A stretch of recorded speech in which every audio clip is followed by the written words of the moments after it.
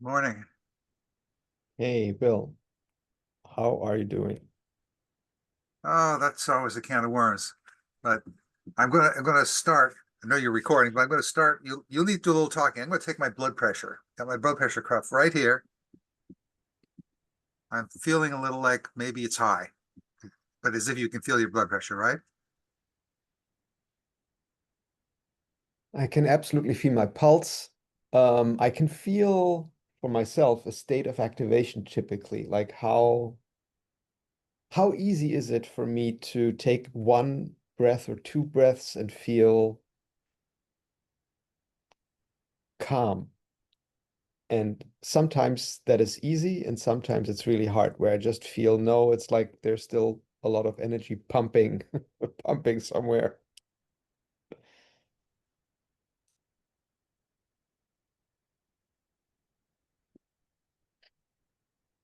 Oh, uh, that's a pleasant surprise, actually.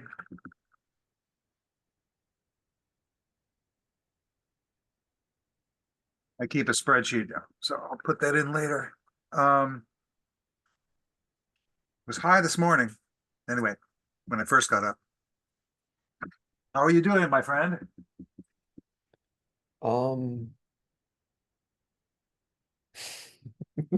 I guess it's also a can of worms. So Karma. so many things already going on for me this morning where I feel, yeah, I feel some prickly sensation of like, ooh, my consciousness could get running into those directions right away and maybe even fall down a rabbit hole into all kinds of funny, funny places. Yeah, I think rabbit holes are get a bad rap. I think that rabbit holes can be really interesting. Hmm. Yeah. Sometimes Uh, some other interesting stuff has fallen down and you go into the rabbit hole and there it is. so, any particular rabbit holes you feel No, some I have a curiosity. Do you have any kind of script or question? not really. Um, I I have memories of past conversations with you that would suggest to me some potentially interesting avenues to walk down together. But no, I don't. I certainly I don't have a written script where I would say, here's the 8 questions for Bill. I'm going to say like pick your rabbit hole. So Um, we had talked earlier about the word friendship itself and how it's pretty complicated concept actually. it At is. least for me, I think maybe some people think it's simple. I know that some people think it's simple. Some people think, well, you're either my friend or you're not. That's just like it's a binary thing to them. I And see what a multi-dimensional continuum. when people say it that way, what do you think are they referring to?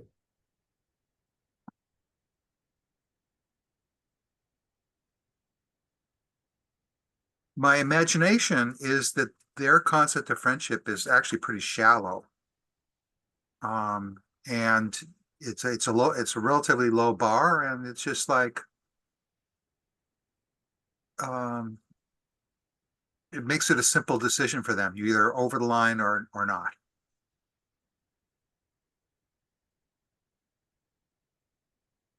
And what does it give people when for them? Because it is like even just like thinking about it, I find it fascinating to be putting myself into that position, imagining, okay, I only have friend or not friend, and that is the extent to which I think about this concept. Right. As a consequence of putting someone into the friend bucket. And of course, they may be a undecided bucket. Okay, not friend, friend, undecided. Okay, someone is in the friend bucket. And then what? What does that provide me with in terms of decision making? Well, again, interesting exercise in reaching over into these minds that I don't really want to be in. I don't think it's a decision process. I think they think of it as a state. That is, they kind of live, and there's a bunch of people on them, and these people are in the state of friendship or not friendship, but they don't make a decision. They don't give it a lot of thought. It's not a thoughtful process. And the friends are the people that they tolerate hanging out with, or maybe like hanging out with.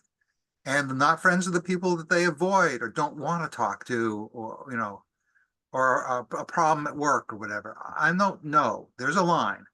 I think for them, if they thought about it, the unknowns would just be the people they hadn't met. I think for these people, pretty much anyone they've met falls into one of the two categories. Yeah, at least, like obviously, I think if there's a line, you can still be further away from the line. That is to say, you can be more No, no, it's securely black and white. uh, These people with are regards to my behavior. But okay. like, I still assume that those people still have some people where if the person behaves other than what they might expect from someone who is in the, let's say, friend category, where they let some people get away with more than others. I still would imagine that that's the case, right? But where, sure, I see someone as a friend, but then the person doesn't want to drive me to the airport. I'm like, okay, you're off the list. Well, Whereas you have standards.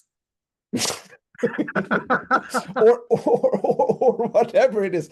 But I agree. For me, the way that you describe it and that I now imagine this might work for those people is a little bit like food items, where like I either like pizza or I don't like it, or I have never tried it. But once I try something, it's either in the I like it or I don't like it group. And then there are some foods that I like so much, even if I have one bad experience with it, I will still give it another chance. Whereas I might like, let's say, uh, um, cabbage prepared in an Indian manner because I've had it twice or three times. So yeah, it tastes okay. And then I go to an Indian restaurant, I get food poisoning, and I'm like, okay, never again, right? But I've had chocolate cake 100 times, and it's one of my favorites. And I go to a confiserie, I get a chocolate cake. Something is wrong. I can even tell. Okay, not this chocolate cake, but chocolate cake in general is still fine, right? So I think it's a binary, but Right, it's still like right, with regards to my choices down the line is somewhat nuanced, but it is in the description. It is a binary. Do I like chocolate cake? Yes or no? right. Yeah. And now let's expand from there to a more nuanced But, positioning. but I wanted to throw something out because it occurred to me that, I mean, we're only a few minutes in, so things could change, but we have a working title, which is People Are Pizza.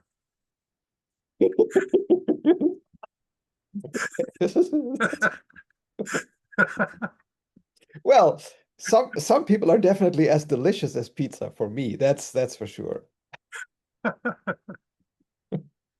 Some people are crusty like pizza. Okay. Is there cheese in the crust? No, okay, okay, okay. Too far, too Too far. Oh far, my too far. goodness. So have you got a question or something? Where were you headed before I derailed you? No, but so to really expand it from the binary, what is friendship for you or for people where you feel it is much more complex and nuanced? Okay. I'm gonna put a pin in that just for a second because I'm going to the other extreme. This is, they have these I don't know, I've never taken a philosophy course. Probably should. Probably be well, it'd be fun or it would give me a headache. I'm not sure. One of the two. But I know that sometimes they ask, or ethics, they ask questions like, you're on a lifeboat, right? And there's only one life preserver and it's sinking. And you're there with, with your wife and your mother. Who gets the, life preserver, right? Not, no, these impossible questions, right? You're laughing, but you know what I mean, right? Yeah. And and so here's a question that in my older ages actually occurred to me. I'm taken to hospital and there's something terribly wrong. And the nurse comes in and says, you really don't have much time. You've got time for one phone call. Who am I going to call? It's the, it's the priority thing.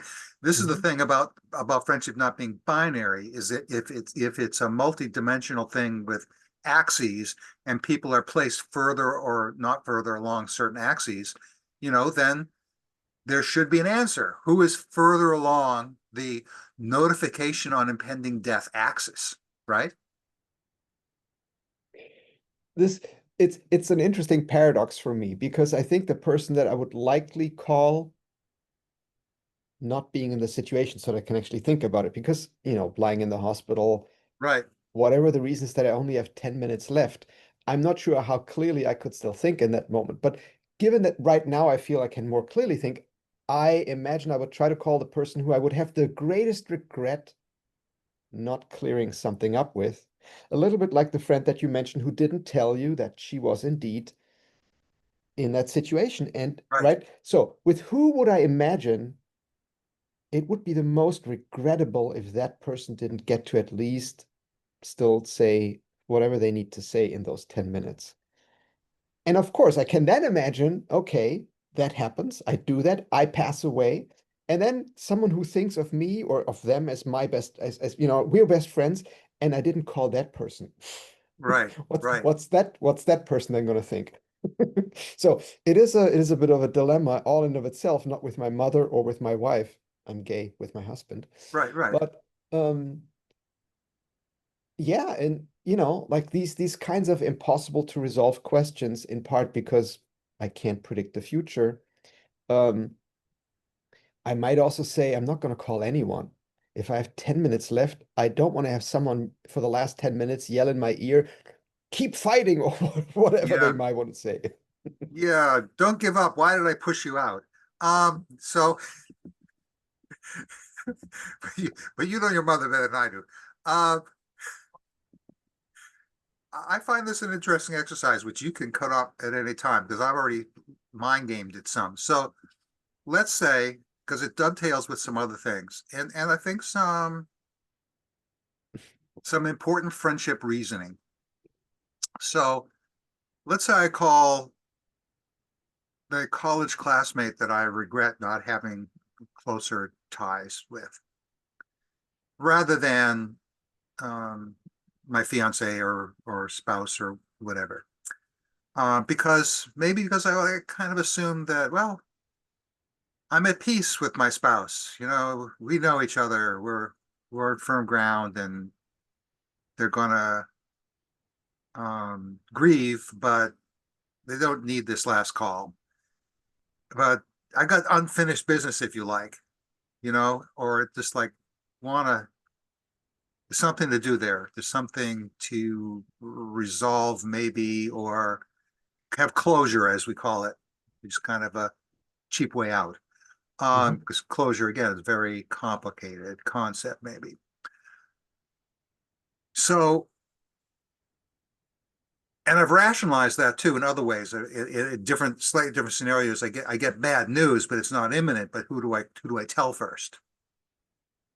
And a phone call to my college classmate would probably happen first, and then I get back from the doctor's office and I have a face-to-face talk with my partner.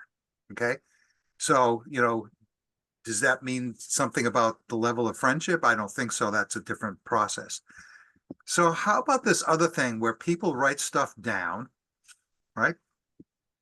Put it in an envelope and they give it to a lawyer, and on the outside it says to be opened upon my death. And this is the stuff wanted to get off your chest about something or whatever. All right. This is maybe sort of classic TV drama type thing. You're not trying to make me tear up intentionally, I hope. No, no, not Good, intentionally, good. but if you do, I'm working my magic. Um, but the thing is, when I think about that, then I think it through. I think, what the hell? What good does it do to do that after I'm dead, not get any feedback?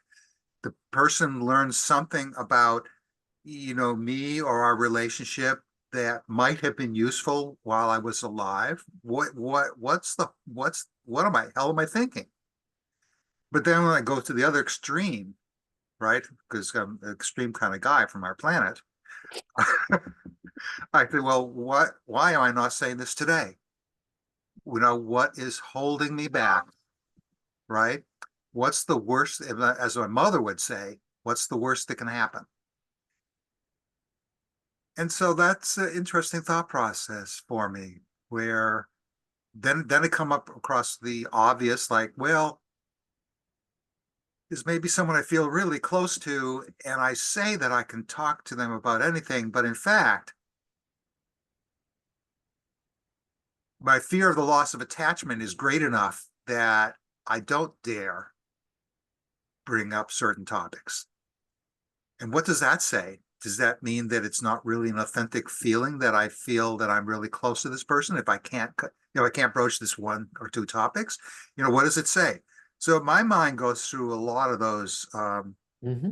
rabbit holes or circles or, whack-a-mole or whatever, right? You know. So Any what of what do you these that think? feels, What do you yeah, think? it's I can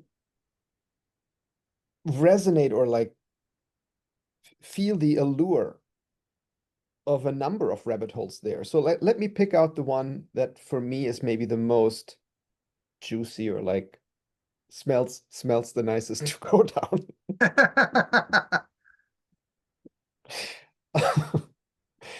Um,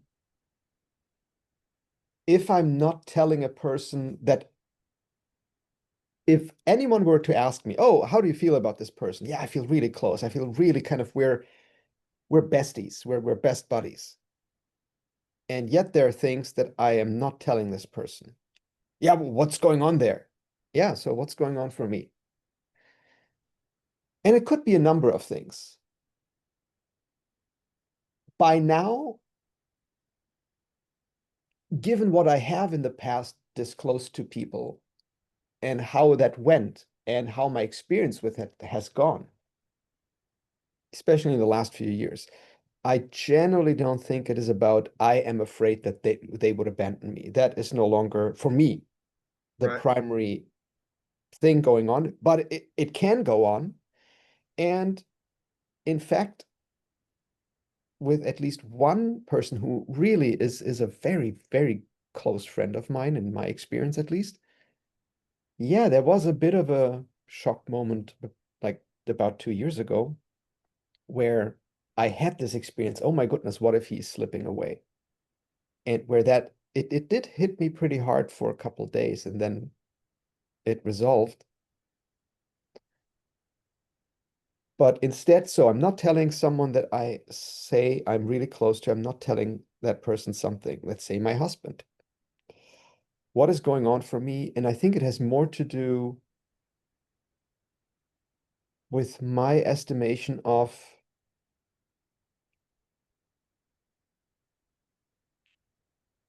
how I imagine they will be able to play with that, to integrate that, to deal with it.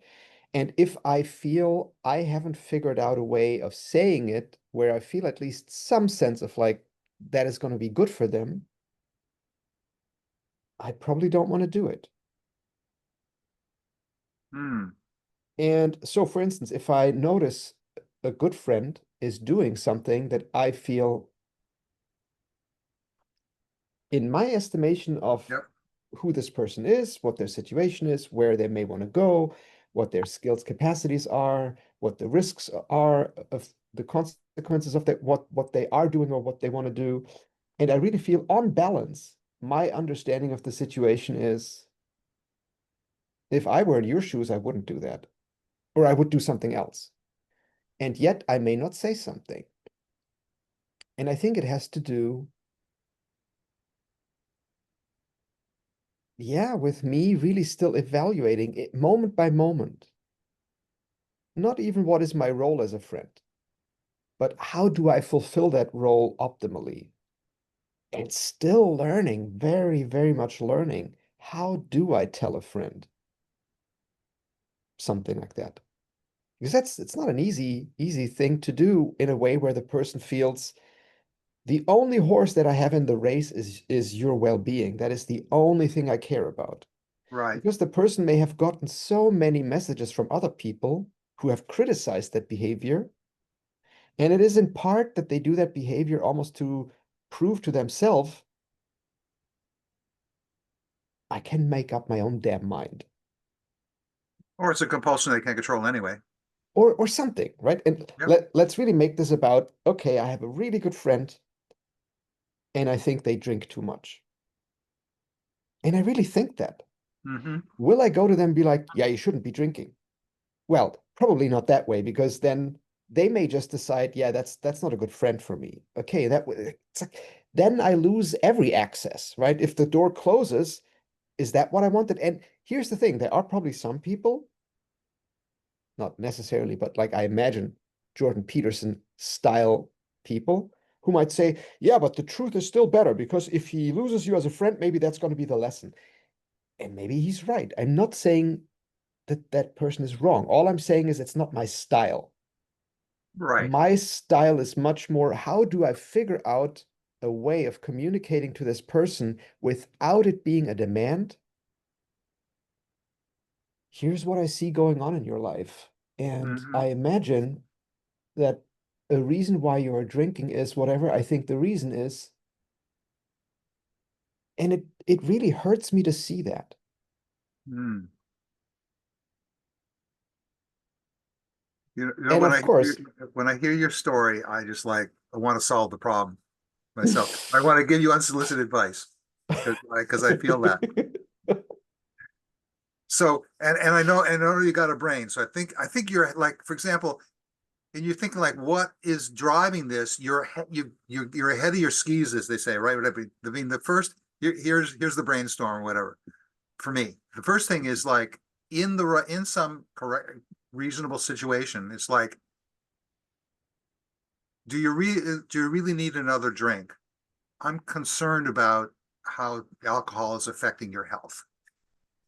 I mean, my feeling is you need to get the person first to feel that, oh, there's a reason to think about it. It's too soon to even come close to the topic of why do you do it.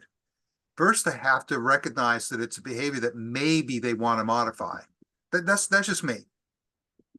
And that's not the same. That doesn't mean you don't feel that it's good behavior or bad behavior and that it's harming them or whatever. It just means you're taking hopefully a more optimal approach to herding that cat to the right place. in my understanding, imagination, in Mm-hmm. my simulation, as I simulate this with different people that I can think of, my prediction is that different people will respond differently to different approaches in the sense where some people would actually appreciate you literally telling them you're a motherfucker for drinking so much. And they would rather have it heard or like Sure, been sure. spoken that way. Just because all of this like psychologizing, if not to say pathologizing or any kind of softness around it, would be considered, oh, you're one of those coach therapy kind of guys. You're just trying to talk me into crap. If you have an opinion, just give me your fucking opinion and be done with it. Don't give me this kind of mumbo jumbo, stupid bullshit about like how bad something is from you. Like, just like tell me stop doing it. And that's the way that they want to be told Mm-hmm. that. Whereas other people, if you talk to them that way, they think you are their authoritarian father and don't talk to me like that, right? So like, Right. and so for me, part of friendship itself is to figure out where are the landmines in the other person's psychology that if I step on it, it really will not lead to any opening on their part, but to really kind of understand this person is someone who, yeah, if I talk like a coach or therapist, they want to slap me because they have been talked to that way so many times by people with an agenda. And Mm. each time it sets off this kind of spidey sense of that's not an honest conversation. Right. That's an asshole. Right. Right. It's it's it's the pizza. Is that person pizza or not? And I want to be pizza in that moment, right? I don't want to come across as this kind of bleh. And whatever that is, that stimulus that is like, I want to vomit because someone talks to me in a certain way. is different for everyone. Right, right. Oh, of course. Yeah, every relationship is different. So I just tossed out an idea because I was imagining a scenario in my head Hmm. of your attempting to have this conversation with someone. Yep. Yep. While you were talking, I had a bizarre idea, and it intersected with an old memory. So you have a difficult message to deliver someone, you hire someone else to deliver the message. Now, and this is what I did once, and this was meant as humor, but it created a huge firestorm.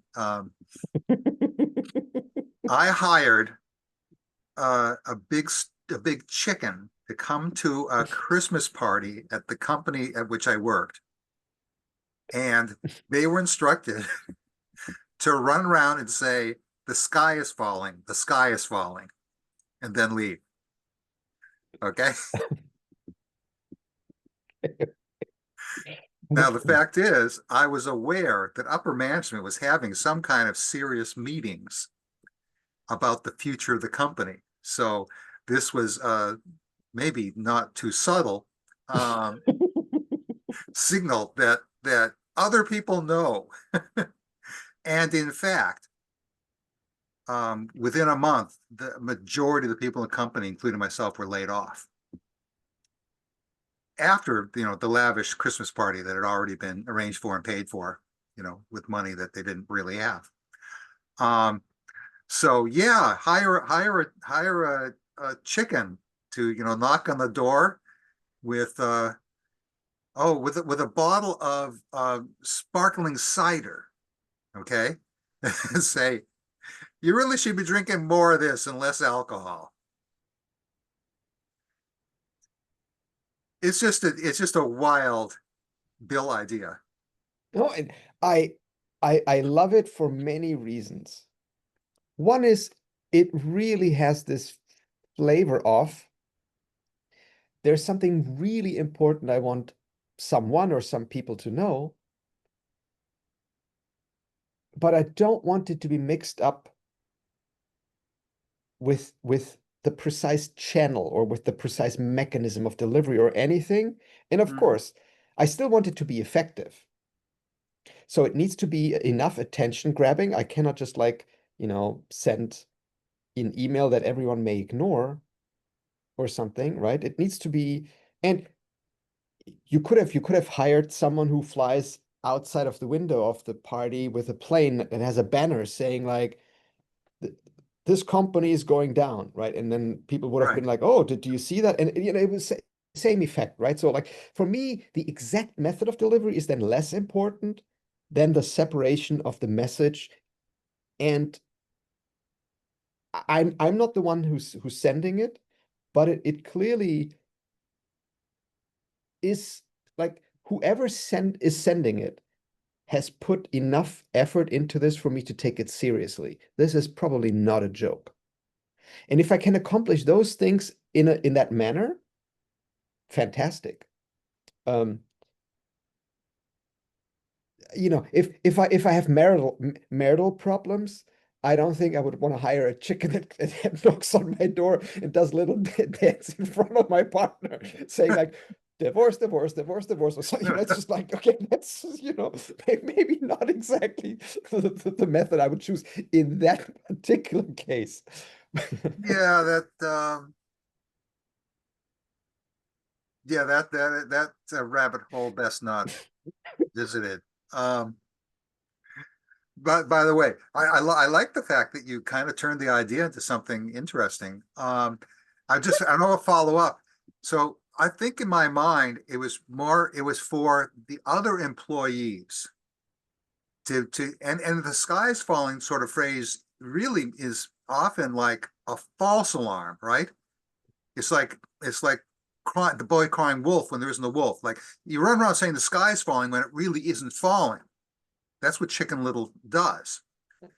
And so we're hoping that management is persevering, are perseverating about something that turns out to be not important, but want to deliver in a humorous way to all of my fellow employees Yeah. that whatever.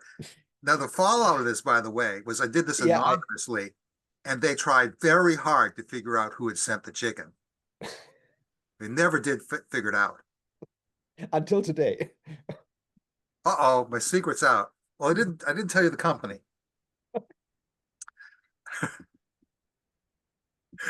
Well, it's plausible deniability. You can Well, always the say, company Bill, company doesn't exist anymore anyway. someone else told you the story and that person did it, and you just like it so much, tell it No, as though you did I'm it. going to own up to it. I did it. I did it. It was my brilliant idea. No, but I imagine the fallout can also be, different people, because it could be that your colleagues might say after the layoff, why didn't you send this less cryptic? And the management might say, why didn't you come to us and tell to and talk to us directly or whatever, right? So like everyone could have different reasons for being upset. And Sure, ultimately, sure. you could also have decided this is actually not the message for the people who will be laid off. This is the message for the management to say, you guys are idiots if you think this is a secret, right? There's so many ways in which people can interpret this message, and that's why I love it. It is very subversive, almost postmodern. It's a postmodern South Park kind of gag, Yep. where but the important thing is that even though people may not take it seriously when they see the message, Yep. I feel quite confident that it creates in people an unconscious process of what if? How much time they then devote to this, not in their conscious thinking, but and with they devote, I don't mean again people choosing to think about it, but how Right. much time their subconscious is working on this is outside of my control, your control, anyone's control. But I think it is at least worth sometimes sending a message like this that Yeah. says this this is something that is in the realm of the potential futures. Have that on your radar. Mhm. I'm not sure what that has to do with friendship.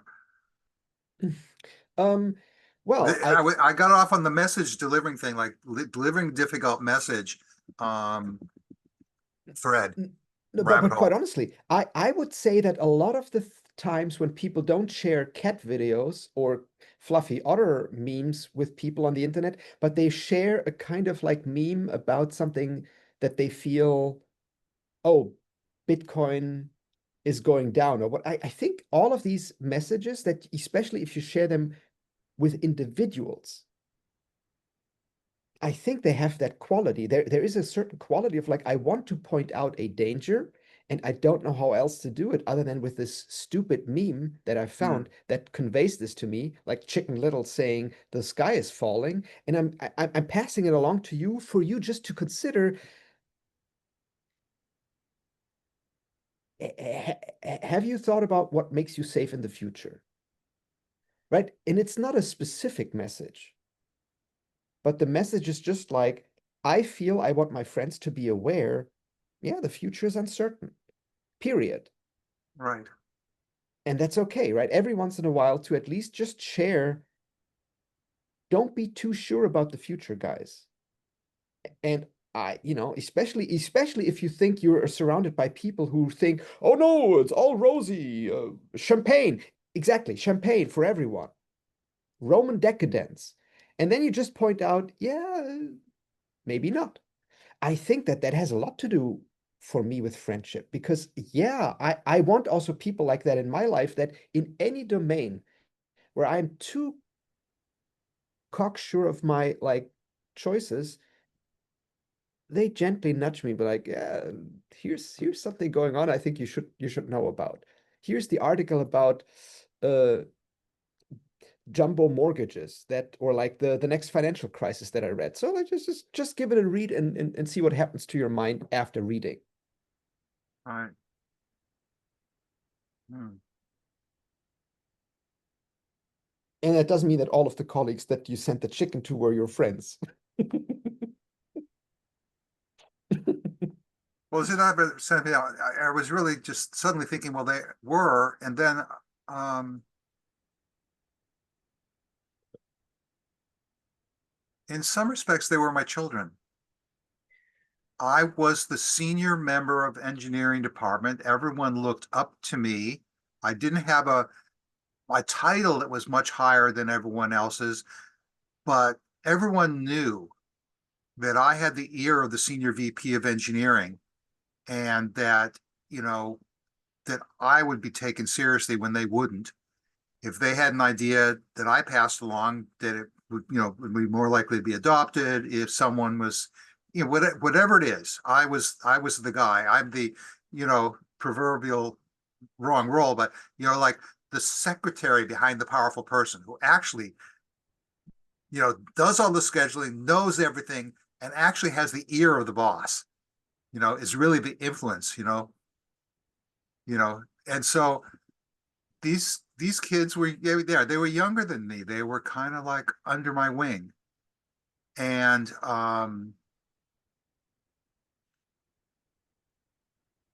it's again we use the word funny too much, but when I got called into the office of the VP, you know, for the conversation, and he says, "Well, um, you know, uh, where we have a budget crisis, and I had to lay people off, and honestly, it's between you and me, and it's going to be you."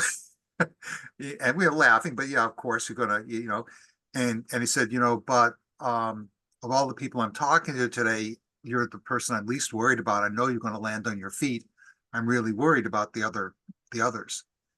And I felt, with him, we were together at that moment, even though he's laying me off. We both had a concern for coworkers who we really cared about, that were friends, um, and how they were going to manage, in this situation.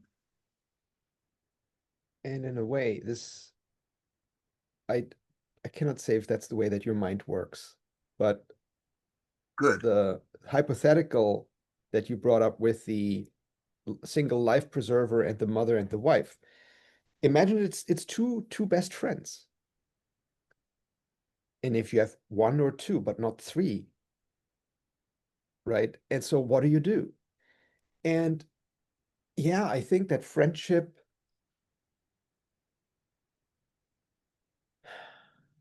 it's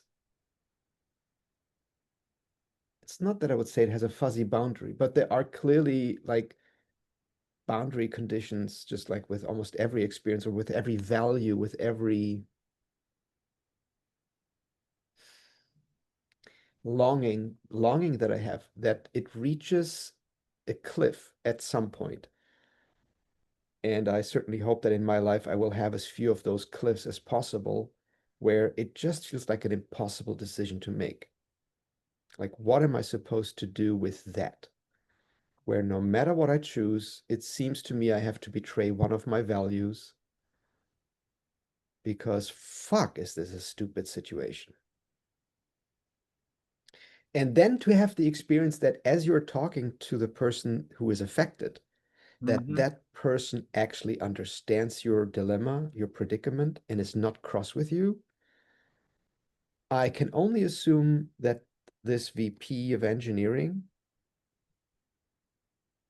I don't know if he's still alive today, but if I you were don't to know either. I lost track of him. but if you were to talk to him and you were to ask him, so do you remember that conversation? And if he remembers it, which I imagine he would, because it's not a it's not a daily occurrence. My prediction would be that he would say something like, yeah, in that moment, Bill, your response, the way that you responded made made a world of difference to me. Because if in that moment you had said you're such an asshole, blah blah blah, why didn't you fight for another? Like if there was enough in the budget for you to stay, there would have been enough for two people, or however you could have responded, but you didn't respond that way, right? You were with him and not with him. And that's kind of this paradox where for me, rather than the binary of pizza or not pizza, if I imagine I want to be someone's friend and someone's really reliable friend, I want that person to have the experience before it ever happens that if they ever were to get into a dilemma like this, They could talk to me about it, and I would take it the way that you took it. That for me is almost the bar that I want to get over, where like that's the level of friendship that I want to offer to people, where they don't have to be afraid of talking to me about a really tough decision they have to make where I would be impacted, but where they see a dilemma and for crying out loud, I have to make you be the impacted person here. And the feeling that comes up is it's a very special subset of friendship. It's almost like this camaraderie. I imagine I haven't been in the military, Right. but I imagine in the military where you say, okay, we have a unit, 5 people. One guy needs to go to the door and blow himself up so that the other 4 people can go through. You look into the round and one person says, it's going to be me. And it's not because that person is the least of them or whatever. It's just like there's some magical understanding, an alchemical understanding between the people, and one person does it, and they won't be part of the group any longer because they blow themselves up. But they're all friends. And the good thing is then that the 4 people who move on, they carry that person's memory in a very particular way from that moment onward. And that is also part of friendship for me. This kind of commitment to, as much as I can, absorbing the other person's spirit, their spirituality, so that if I were ever asked to do that, I could. I could carry on their spirit for them. That's really interesting. In no particular order, it actually didn't occur. It was very useful for me because it never occurred to me, his name was Richard, that Richard, that my response to the way he behaved was helpful to him. Never occurred to me, but it almost certainly was. Almost certainly. Yeah, that not occurred to me. As I was just in the moment myself, getting ahead of myself. What am I going to do next, type of thing. But how are the other guys going to do? But it never occurred to me. I was a different guy back then. I was much younger, so maybe it wouldn't have occurred to me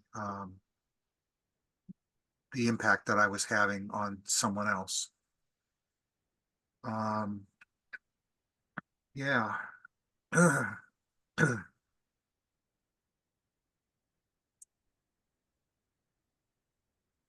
I also like.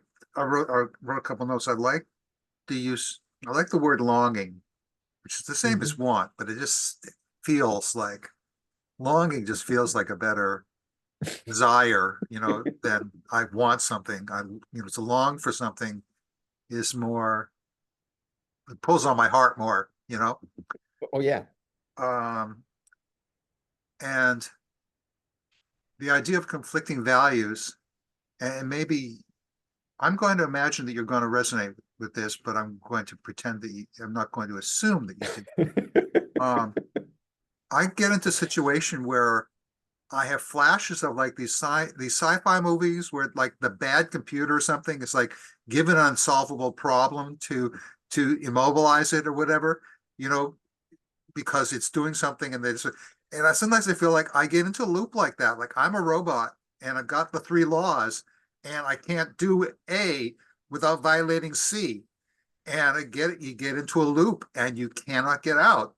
And this is the conflicting values thing where how can you honor one value, but it's at the expense of another.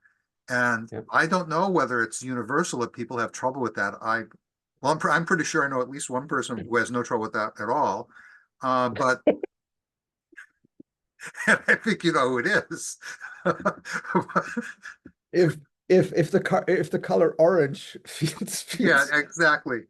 Right, right. That's why they call them orangutans.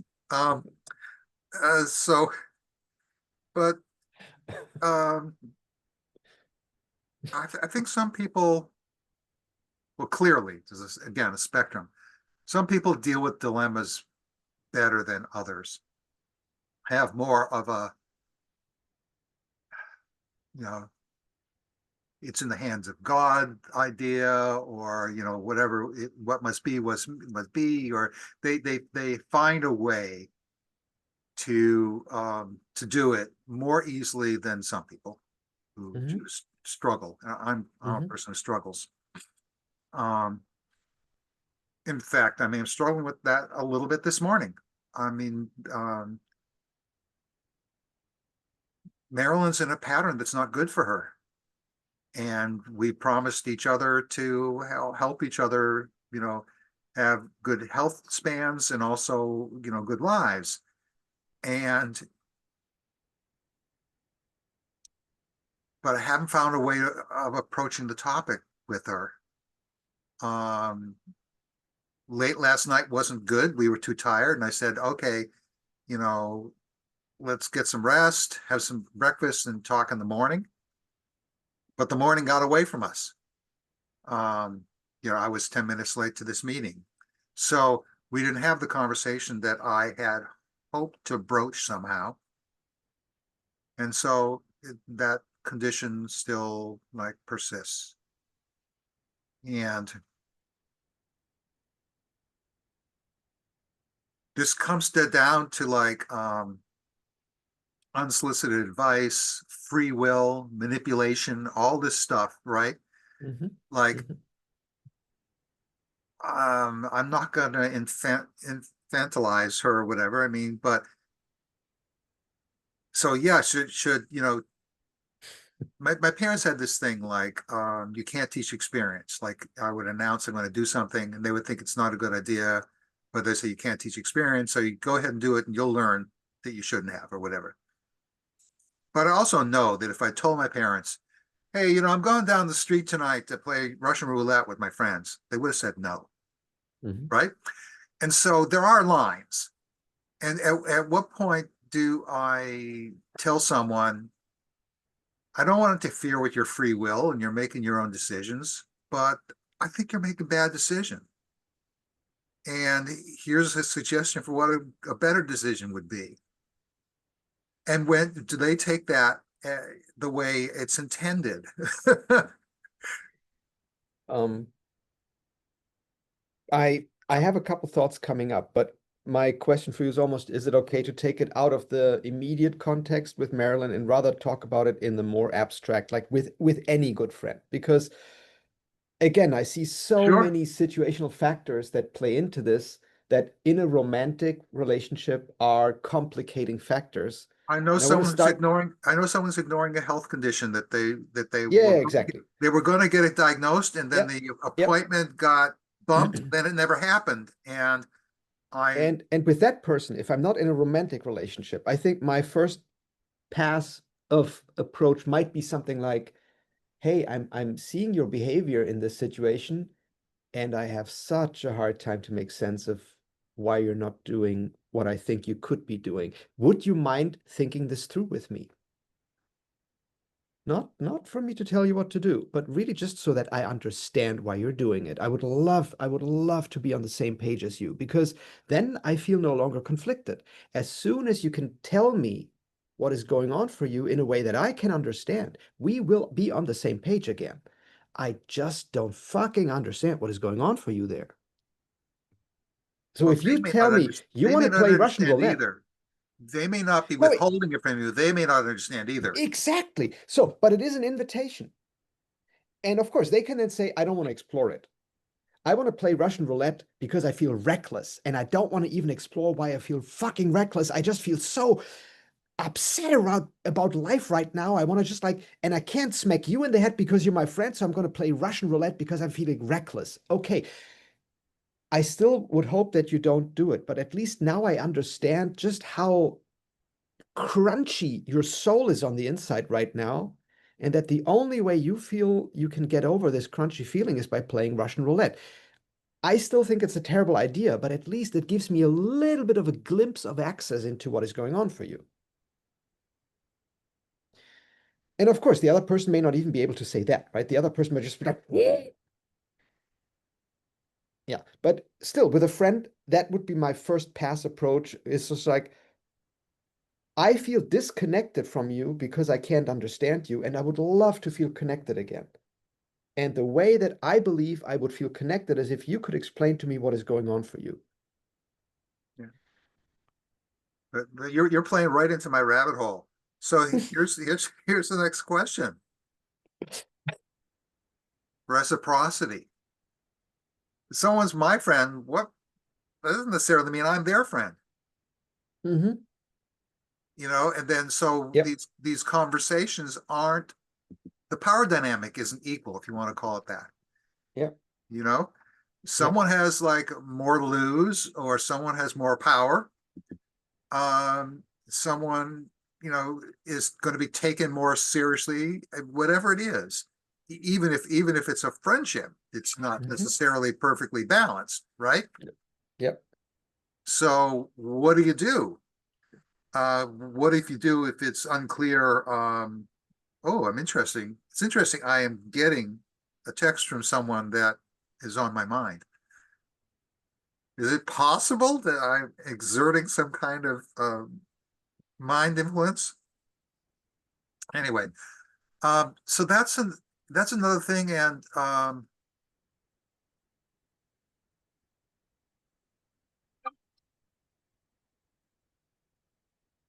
for me, it feels like there's a level of friendship where there's no need to talk about the level of friendship and the reciprocity. Therefore, that's all assumed, and you don't actually know. You Hmm. don't know for sure. But the fact is, even if it was said out loud, you don't know for sure because words are just words. Yep. And my whole philosophy is actions speak louder than words. So like I treat you the way I feel about you. If you don't get it, that's your problem, sort of. I'm not going to attach a word to that. I'm going to take you to the hospital for your kidney biopsy. You don't have to say, "Oh, you're such a good friend." You either get it or Um, you don't. and I'm certainly glad I'm at an edge of understanding something. I haven't like fully understood it yet, but I can now feel that I'm at an edge of understanding. And it's the question, can you ever be friends with someone with whom you have another relationship that binds you to them, even if you were to decide to dissolve the friendship, like a spouse or Or like, an I mean, you can, ex-spouse. but especially like, let's say a blood relative where the blood relation is fairly close, like a parent or a child or a brother, like a sibling or, right, where there is already a force relation going on where the other person, and I may like it or not, but I do think humans have a built-in appreciation that if your brother were to go out and start killing people, you would be implicated by that in some manner, right? It's very difficult to just be like, oh yeah, that's Jeffrey Dahmer, I'm Peter Dahmer, but I don't give a damn. It's just like, Oh, I share DNA with a serial killer. Yeah. right? So you cannot just like displace that person and not be impacted. So you are impacted. And I think that's why I'm thinking the same is true for a romantic partner or spouse, right? You just are impacted by their behavior. Whereas with a friend, if that person were to become a mental case, that would be tragic.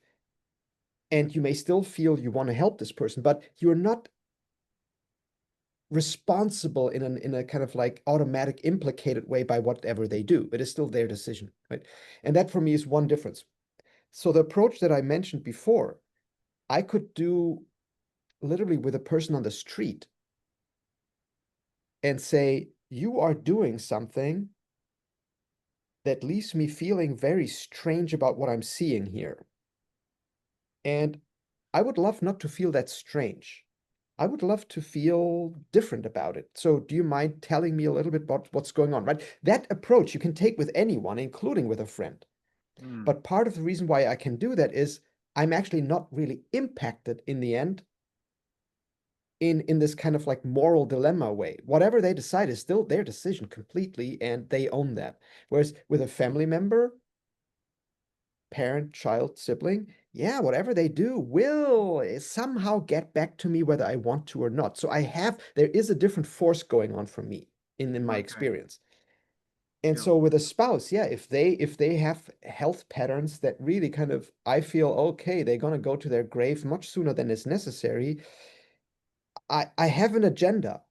I just have a fucking agenda. And so I can't be as impartial as I could be with just a friend. right, right. And it's just, I can't get out of that, right? It's just that is how I feel. That is how humans feel. I can pretend that it is only a friend, but that's not going to work very, very well, I think. And so, like with a spouse or with someone who is really has this kind of pull on my heartstrings, where there is a longing. And so, just briefly, for me, the word longing actually describes exactly that. It pulls on my heartstrings in two directions, and that is really this process of longing. I'm stretching between two values, and I'm actually growing as I'm doing that. And hopefully my capacity for acting in a way that allows me to square that circle where I'm feeling in the end I can actually cover both bases. That is the longing, or rather the effect of the longing, that I'm getting better at that. Whereas like wanting is just like I want that and I'm going from A to B and then I'm here and then that's fine. Whereas longing is this kind of, God, I wish I could do that, but I can't unless I get larger or bigger or better or whatever. Uh, my brain's a little full, which is why I took a piece of paper and wrote down a couple things because I find that it overflows sometimes. And I think it's so big, but actually I think the capacity is pretty small. Um, the reason I interjected like ex-spouse thing is I just recently had a visit from my former extended family. My ex-wife and her son and his wife and their kids.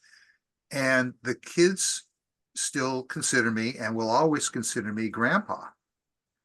And they don't understand, and they're not in the line of fire for what happened between me and my ex-wife. And so that just occurred to me that for some people that's just a line. Again, like the your friend or not friend, that's like, oh, you get a divorce, you cut off the family. For me, it's never been that way. It's actually sort of the opposite. It can be the opposite. I've gotten close to some of my ex-family members more so after marriages ended. So that just says something more about me, maybe that my life is it's an accumulation of dyads, and my relationship to my granddaughters, each of them individually. I have relationships with them, had nothing to do with my relationship to their grandmother. Um, I also thought of something when you were talking about approaching a stranger on the street, a slight different variation, which might be even scarier in New York City. Um, I had a vision of like sometimes I'll see someone park like in a handicap parking spot, and they'll go into a store, and I go up to them and I say, "Hey, I noticed you parked in the handicap parking spot." And they'll get all bent out of shape. I'm not talking about motive here. We're just talking about, you know, and the general response is like, what business is it of yours? And I say, it's everyone's business. And, and the conversation could go many ways, but, there's actually a risk, right? There's a risk that they're going to become physically violent or something, right? I mean, you don't just go up, but I do because it doesn't sit well with me. And Mhm. I'm not going to tolerate it unless I let it out in, I think, an appropriate way. But you know, so that's what came to mind when you said you could talk to a stranger about stuff. Um, yeah, um,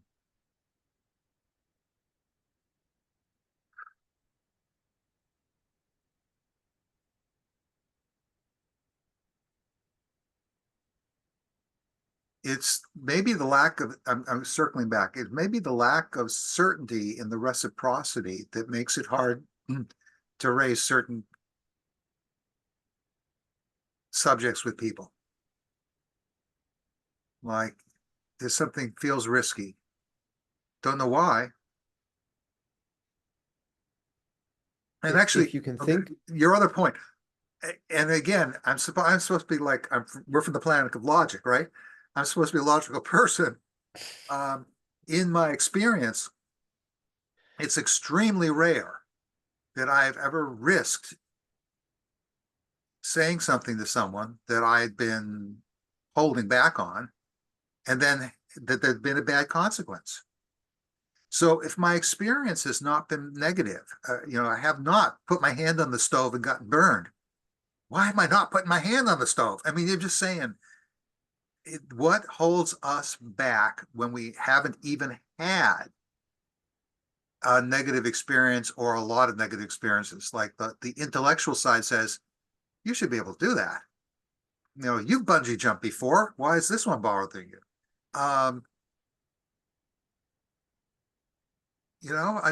That's an interesting question for me. um, what comes up as one of the top of shelf explanations that I have, which is itself in itself is a story, is that people have certain stories about what is proper and not proper. Just as, for instance, when you approach someone who has parked in a handicapped parking lot and you then say, hey, this is a handicapped parking lot, just so you know. And that person then responds with, it's none of your fucking business. For you, the appropriate course of action might be, I point out to other people if they do something that really conflicts with the norms in this space, just even for the benefit of everyone. I'll just point it out in as friendly a way as possible, but that is the appropriate thing to do. And other people have this story, unless you do something dangerous or literally kind of like that actively harms people, mind your fucking business. And those two stories, just on the level of story, they conflict, right? They would lead to different actions, behaviors, expectations, what you think someone should tell you, and if they tell you something, whether you have a right to be offended. All of that comes out of those two conflicting stories, right? And it has nothing to do with how people feel about it, right? Feelings don't even come into the equation there. I mean, unless you say something and the other person is then offended, that is then a feeling, but the feeling comes out of the conflict in the stories. But with people specifically, especially if you have the desire to tell people something and then you're not doing it, I don't think it's about a story, right? So that I just wanted I wanted to separate those two things to really understand whether you're talking about just this, oh, why don't people habitually do it, even if they felt that they could emotionally, and why do people feel emotionally hung up not doing it? Those for me are two different reasons. And with the emotional hang up, as much as I still think that having certain stories can play a role, like stories about what's proper, I think it has more to do with being concerned about the worst case. It's a little bit like being afraid of flying. Seeing millions of planes lift up and land won't cure certain people's fear of not wanting to step into this metal tube that is, I can't even say why it's staying up there as a non-engineer, right? Pretending. Like, what the fuck is going on? It's just like a piece of junk, a piece of metal junk in the sky. And that little wing, and it even, I've seen videos where it kind of starts flapping in turbulence. You won't get me into that thing. It's going to break and I'm going to be dead, right? And yeah, it's just an experience. There's just like this simulation experience and focusing on the worst case in that simulation, which from an evolutionary perspective makes a lot of sense, right? You want to not get into the worst case. And so you think about it, what is the worst case? And if you think, oh, in the worst case, if I even say to my friend, by the way, last week when we went out to the restaurant, I ordered one glass of wine and you ordered two glasses of wine, but then we split it Dutch way, right? you know, and then I paid for half of your glass of wine. Actually, I didn't like that. And that was your experience. You didn't like that, but you can't say it. Because the worst case is your friend is just like, oh, you're so stingy, fuck off. Fuck, right? You're stuck. Yeah. Right? And so it's tricky, right? If your experience is, if I say even like remotely anything, the other person's going to snap at me and that will be the end of it. Yeah, you'll have to eat that up. And I'm not entirely sure because even there, I think there is still a sort of story going on, but it's not a story that is, or it's a story that's very, very hard to verbalize. And the story is something like, I feel that my safety in relationships or whatever is so important that my attention will always be on the worst case when I simulate the future. And that right, you can write that out as a story and then come to understand that is what my brain is doing. And I'm not choosing to do it precisely because I haven't thought it through, but that is what I'm doing. And I think once you become fully aware of that, it does also become slightly open to your changing that story, right? Because you can then say, wait a minute, let me at least go through the exercise and assign a probability here. And I will now make a conscious commitment. If the probability is less than 1 in 1,000, I will commit to doing it anyway, no matter how I feel about it. You could write this out, right? And then just make a commitment and then do it. You would obviously have to come up with a value that, as you're thinking it through, not being emotionally triggered, that you feel you're happy with. If it's 1 in 100,000 or 1 in 1,000,000, whatever you say, and then whenever your actual estimate is lower than that, you have then made the commitment, okay, I feel shitty about it, but I'm going to do it anyway. So you could do that, right? It is a story that I think is programmed into your neurobiology, but that doesn't mean you cannot change it. You still can once you become aware that it is a story, that it is a kind of script or a narrative that is really running your biology.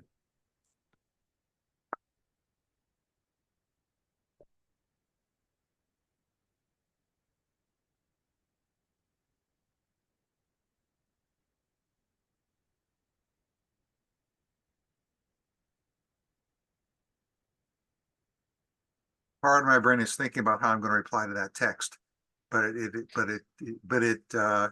relates to the conversation. But um,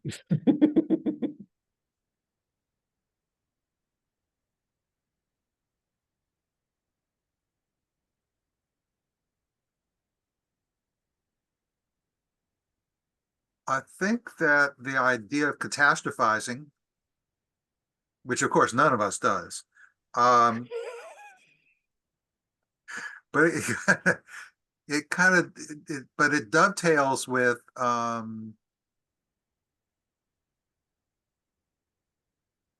that value conflict too, where you get to this point where one of the things I find most frustrating in life is when I don't have control over something that's important to me, right? Mhm. And sometimes I do have control, but I don't have the will to exercise it because I'm afraid of the consequences, right? That's to be fair. Um, So in that case, you don't have control over the consequences. right, right, right. Turning you don't have control into a run-on sentence. Um, yeah. And then you think of, I think about things that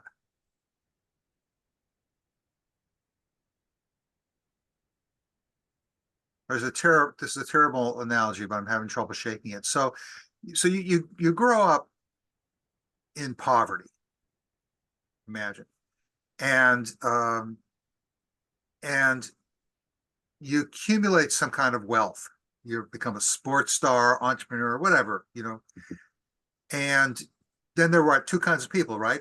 Those who don't forget that they came from poverty and they become philanthropists. They go back to their old community. They do things to honor the their roots, if you like, or the fact that they're lucky and that there's so many people who aren't. And then there are those who just, fly off in their jets and have a great time. Um,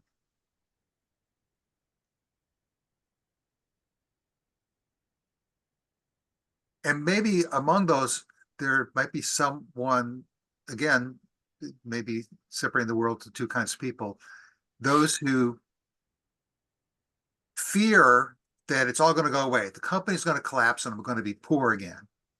Okay. And so some people might fear that, and some people might say, well, I've been poor before. It was okay. I'm at peace with that. Okay. So how does this relate to Bill? Because everything Bill says relates to Bill. Um, I've been without friends. I mean, totally without friends as a child. And I've been,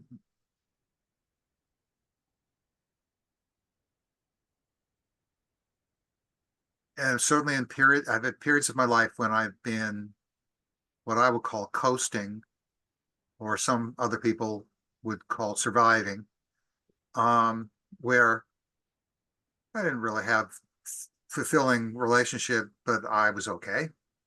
Outward appearances anyway, and maybe even I thought it was okay. Just like best way to deal with it is to not obsess about it or think about it or want or long for more. Didn't long for more because longing for more would be disappointing because I wouldn't get it. At least I didn't think I would get it. Let's be I'd be clear about that too, right? So United Home Experts. let me take this quick because it's got to do with my house. Hi, it's Bill. I'm doing okay. What's going on?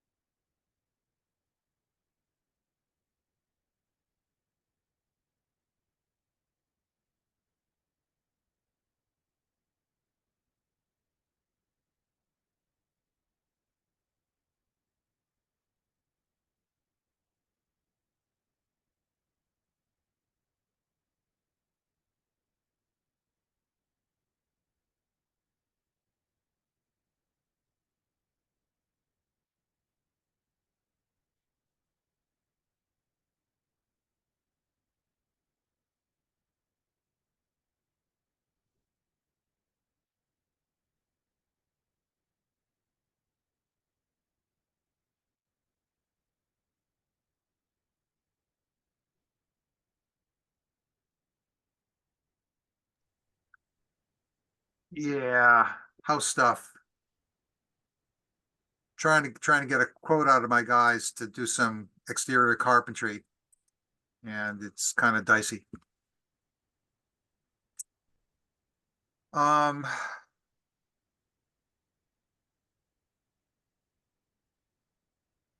so I know I was talking about myself. Um,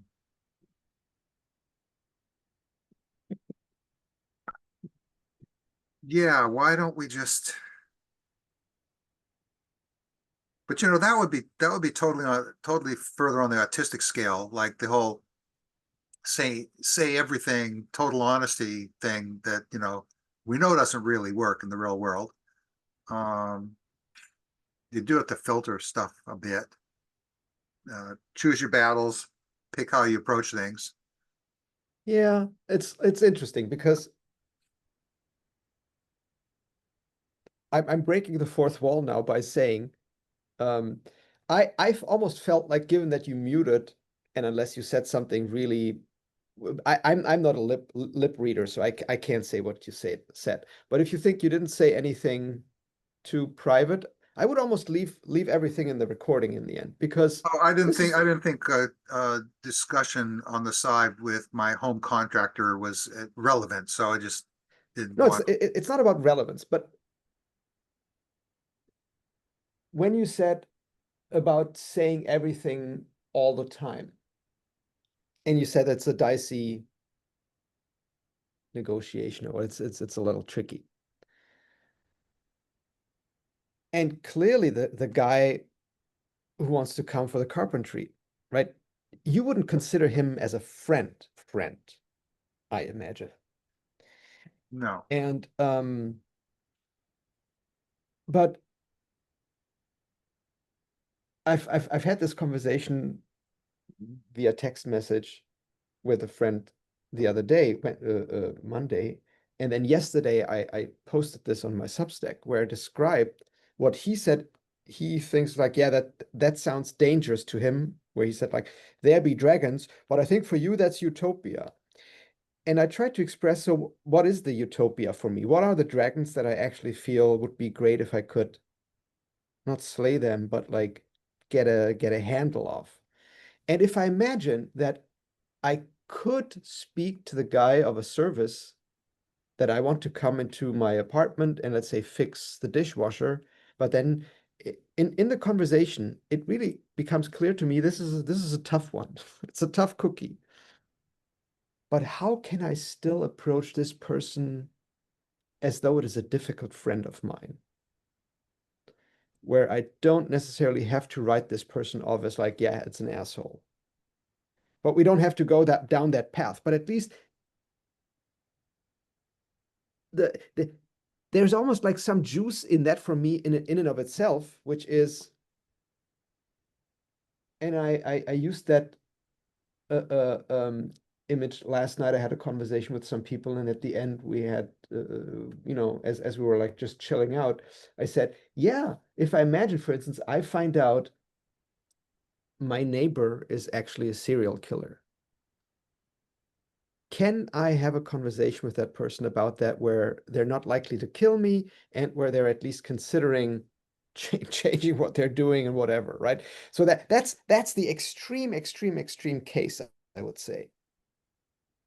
We're not friends. They're doing something that I really don't like. I have a problem with it. They're very likely to be offended by if I bring it up, and I still want them to consider it. And so in this case, with the carpentry guy, he's not a serial killer, but he's doing something that That we know of. that pisses you off, which is like his negotiating tactics might be something like, well, if you don't like it, I'll just like go to the next house or whatever he might have said, right? It's just like something that set you off. And still for me, the premise is roughly this longing. The longing is, does it have to end this way? Does it have to be this way?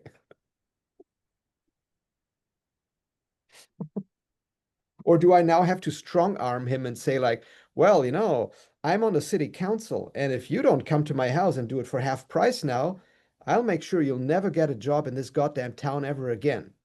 Right? So I could also try to take out the big guns and shoot back. But is that the path that I want to go down on in life with people? Right? They show to me this kind of attitude of like, oh, I think I'm stronger than you. Look at this baby.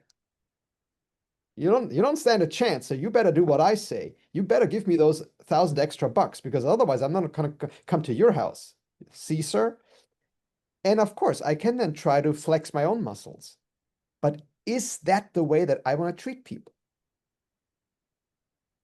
And it's for me a very, very general question. It's not a question even within a friendship, but it's really about, can I use what I'm learning about friendship to treat everyone differently?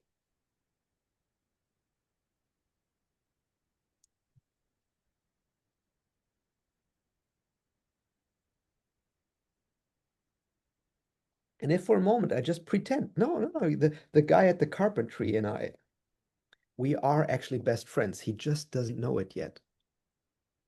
How would I then talk to that guy?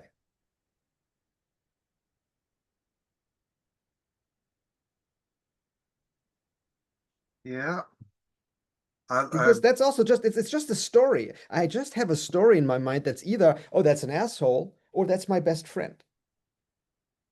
And depending on that story, my behavior to this person will change dramatically.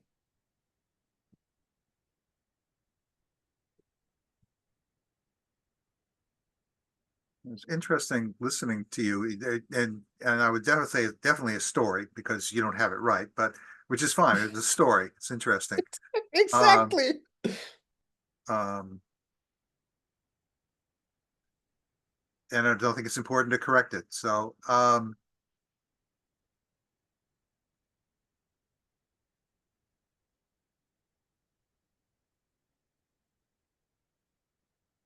yeah. You also, what else? You said something.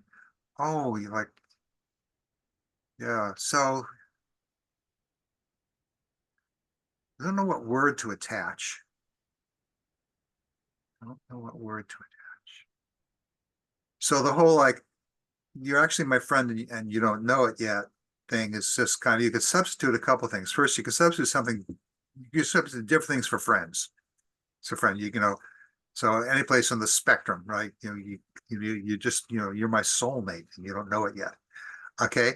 Um, but also there's some sort of arrogance to like, you don't know it yet. Maybe they do know it. Okay. Maybe there's just a lack of communication or coyness, or it doesn't seem appropriate. We're not going there yet, whatever, you know. And so I found that whole sentence really juicy, um, the whole concept. Um, and my philosophy, if you like, is I don't worry about it. I try not to worry about it. It's like, Mhm. okay, it is what it is. It's a trite thing to say. Um, and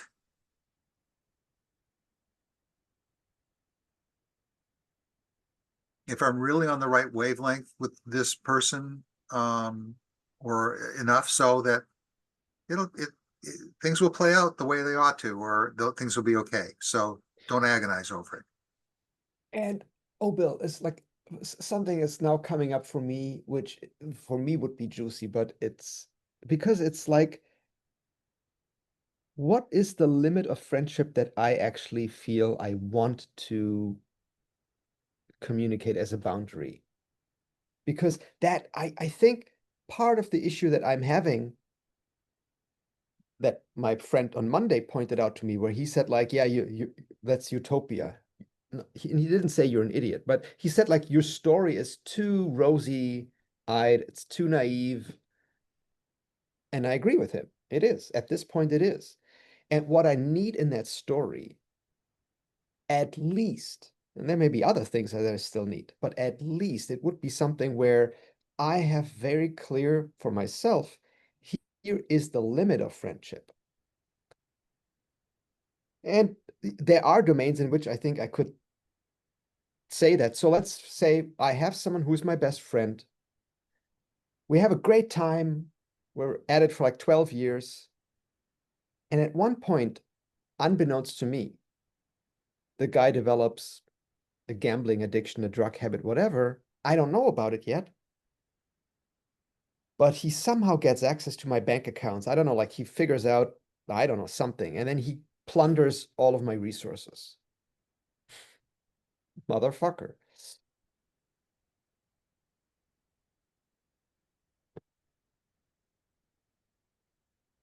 I cannot just pretend this person is just like, oh, the friendship is just like, it's still going great.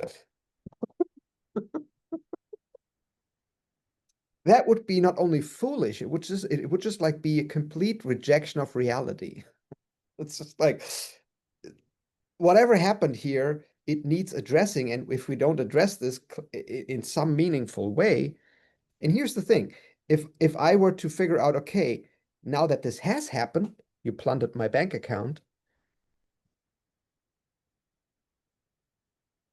there is a redemptive arc, but it's a very the eye of the needle is really small, dude. I mean, I don't know if you can fit through that one, but like I still don't want to say it's zero, but it's very fucking tight, dude. And if you don't go through there, and it's not so much a it's not a threat, but it's just like the reality of how reality works. If you don't happen to go through that eye of the needle, we can't be friends anymore. And it's not about me getting the money back, but it's Right. about you understanding that what you did makes it impossible for us to continue until you have redeemed yourself. And I think it is really the arc of like what sinning and redemption in the religious context means, right? So, and for me to become very clear at least, first of all, what would it be that I would consider a sin to the extent that a friendship is at the very least on hold?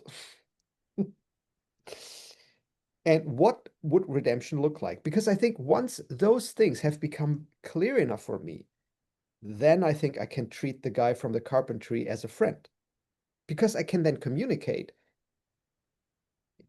I want to treat you not like my best friend, but like a friend. I want to treat you with all of the things that I bestow on my friends, respect and patience and this and the other thing. But here's the thing, that if you do that, that's off the table until you redeem yourself, which would look like this, right? I can actually communicate that to people, which at the moment I wouldn't be able to do because I don't even know what that would look like. Because I don't think it's as easy as like, here's the 10 commandments and here's how you pray your sins away. No. Like I'm not the old dude in the sky with whom you can do that. That's a different contract. The contract with me, the contract of friendship, looks like this. Here's the limit. And if you cross that line, then friendship is no longer available. And it's not a threat. It's just like this is the reality of friendship. But if you then realize being in the desert of no friendship is something that you don't like, here's the thing that you can then do, and then we figure it out again. And if I can communicate those two things, not even to the other person, but even internally for me well enough, yeah, then I can be probably everyone's friend, or at least I can offer it to everyone because I can make it very clear what it would take.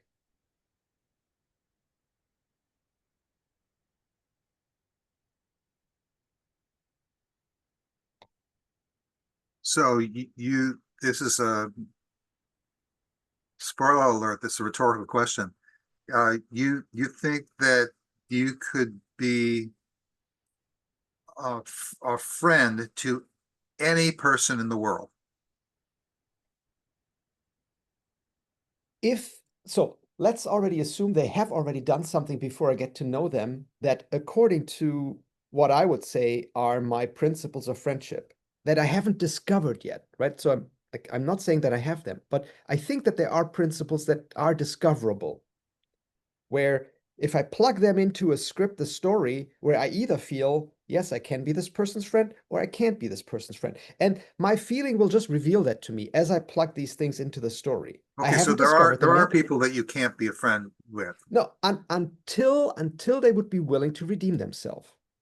Oh, redeem. Okay, okay. Um, so But what's the so be bound? clear. What limits friendship there then? Just pick any two people, yourself and someone else. Oh, What surely. limits what makes the friendship not be infinitely close? I mean, what limits friendship? Well, certainly the other person being saying I'm not interested in the friendship to yours. Yeah, that is just like, okay, if you don't even are, if you're not even interested in that, there's not even anything I could do. It's just Let's like say that they are. Let's say they are. they are interested. Yeah. Yeah, and then it would be, I guess, their ability to actually go through the redemptive process. If currently the situation is, yeah, like you're telling me you would want to be friends, but I have such a hard time of seeing us being friends the way that things are currently, and there's at least a few things that I would have to see from you. And it's not just saying that you want to be friends. That isn't enough. And now one of the important things is because I cannot just say it's like XYZ, here's the rule book, because it's not a religious contract. It's not a doctrinal contract. It's not a dogmatic contract. It is a contract that would depend on the other person's ability almost for themselves to come up with here's the moral standards that I think I can live up to, that I want to live up to, that I will do my darndest to live up to, that I want your help to live up to. I know I've been a criminal all my life, and I hate it. I hate myself. And I want to be better. And I want to be better in this and this and this and this way. And I want to be your friend, and I want you to help me doing that.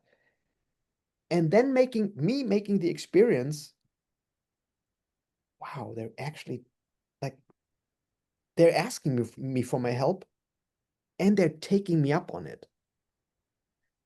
That I think would be a good start. So suddenly occurs to me that this is your meeting, but I'm doing the interviewing. Um, you hit on. I'm going to expound a little bit on my semantic distinction or thoughts. Ability and capacity, to do something. Some people just, there's a limit. Mhm, For example, one of my favorite examples maybe is I love to sing, but mhm, my voice might not be that great. And even with a lot of voice coaching, there will be a maximum, ability to sing, right? mhm, Just couldn't go beyond a certain point. mhm, And I think I think we all have limits to our capacity in all measures of things. And in my opinion, this is sort of can be a difficult concept, and it's something that ultimately happened between me and my ex-wife. She simply did not have the capability to understand me at the level that I needed to be understood. You know, just didn't have the ability. And no amount of desire to have it or training is going to change that. I had mhm, no doubt that she desired it. Okay. We were married, mhm, just couldn't get past that point. Right. mhm, So that's one boundary, if you like, to mhm, a deepening of a relationship. It mhm, reaches some capacity limit on one mhm, or both of the people. mhm, Okay. The other limiting factor for in my model mhm, are boundaries, are social conventions and other things that just keep you constrained in some way. Um, and time, for example, is a limit. You only have a certain amount of time. So what are your mhm, priorities? mhm, Is it more important for you to advance your career than to mhm, spend an evening, talking about current affairs, whatever it is? I mean, mhm, there are limited resources. That's also a capacity problem in a way, but there are also boundaries, Mhm. right?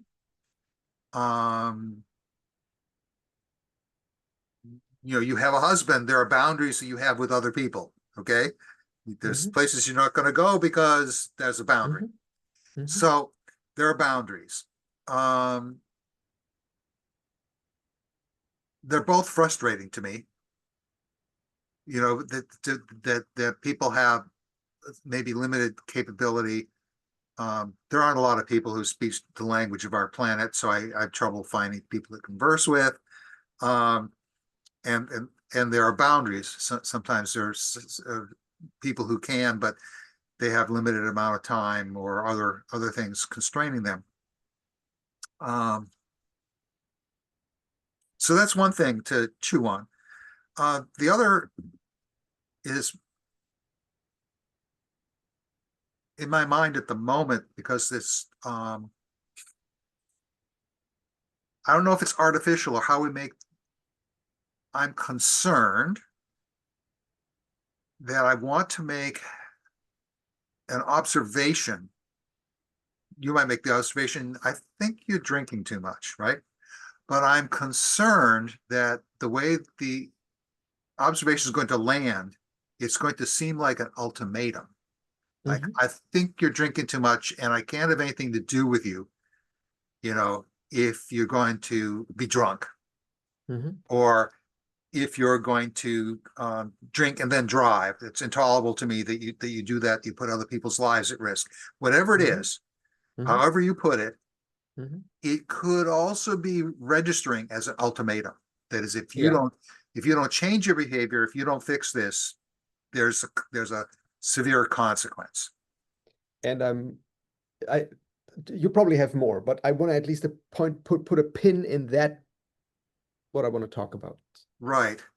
Well, we could run with that one or go back to the boundary thing. I just that's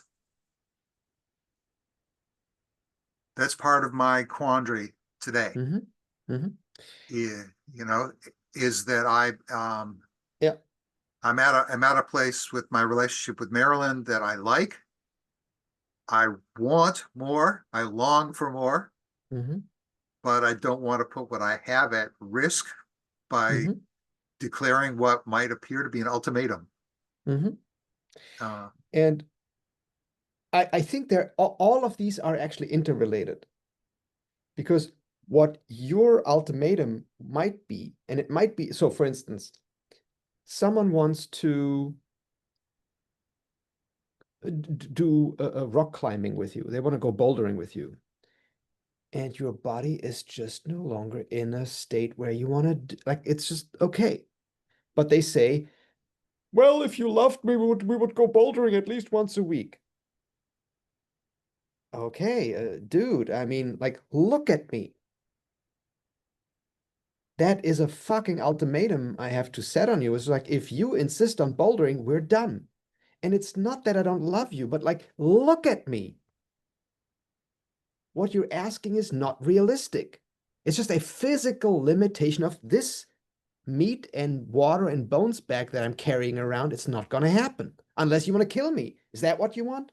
Right. So, and I'm not even saying to say it that way, but at least sure, there's sure. just a physical limitation there. And it is the capacity which leads you to the boundary that you then communicate as a potential ultimatum. But if you say, I really want to get up at 8 in the morning and you always sleep until 9:30, what the heck? If you can't get up at 8 in the morning, we're finished. That to me sounds like a tad different because why exactly can't you sleep until 9:30? Is your body so frail that if you don't get up at 8, you die? Right? So I think your capacity, your experience of your capacity that leads you to the desire of setting a boundary and potentially communicating that as an ultimatum is your story. And sometimes your story tracks with reality. Your body really can't go bouldering anymore. But sometimes your story, I want the other person to do this, and if they don't, we're done. That is just your story. And you could just change your fucking story. Come on, Bill, grow up. That is just like your inflexibility there. And no one other than your own smarts can tell you that. Am I imposing that on as a stupid condition on the other person, or is really my body here at stake? What is this? And so if you have this desire to communicate something to your partner where you feel, yeah, it could come across as an ultimatum, at least be very, very clear of what is the capacity that I see is being reached here, and is that real, or is that just in my imagination? So, regardless of how you communicate that, at least get very clear so that you know how to communicate about it. Because even if it is just a preference, I want fucking strawberries twice a week. I won't die if I don't get them, but I want them. At least know what is it actually that you're communicating here. Okay, so let's assume it is a preference. Let's assume it is not your body that can't do bouldering. I have a preference for strawberries twice a week, and I really want it. Okay. So, my dear partner, I've communicated to you for the last 6 months, I'm into strawberries. I fucking love strawberries. And each time when it's time for dessert, you give me this stupid cherry pie. What the fuck? Like, I want to at least understand where am I communicating so poorly that you don't understand my strawberry preferences? Or you haven't told me that you're allergic to strawberries. What the fuck is going on here? And again, you can say that nicely, but I think that's the message, right? But it is very clear it is a fucking preference. I'm not gonna die without strawberries, but I need at least to understand why don't I get my strawberries? And I think that's part of a friendship where you disclose to the other person your preferences as preferences, and then elicit from the other person, why can't I get my preference here?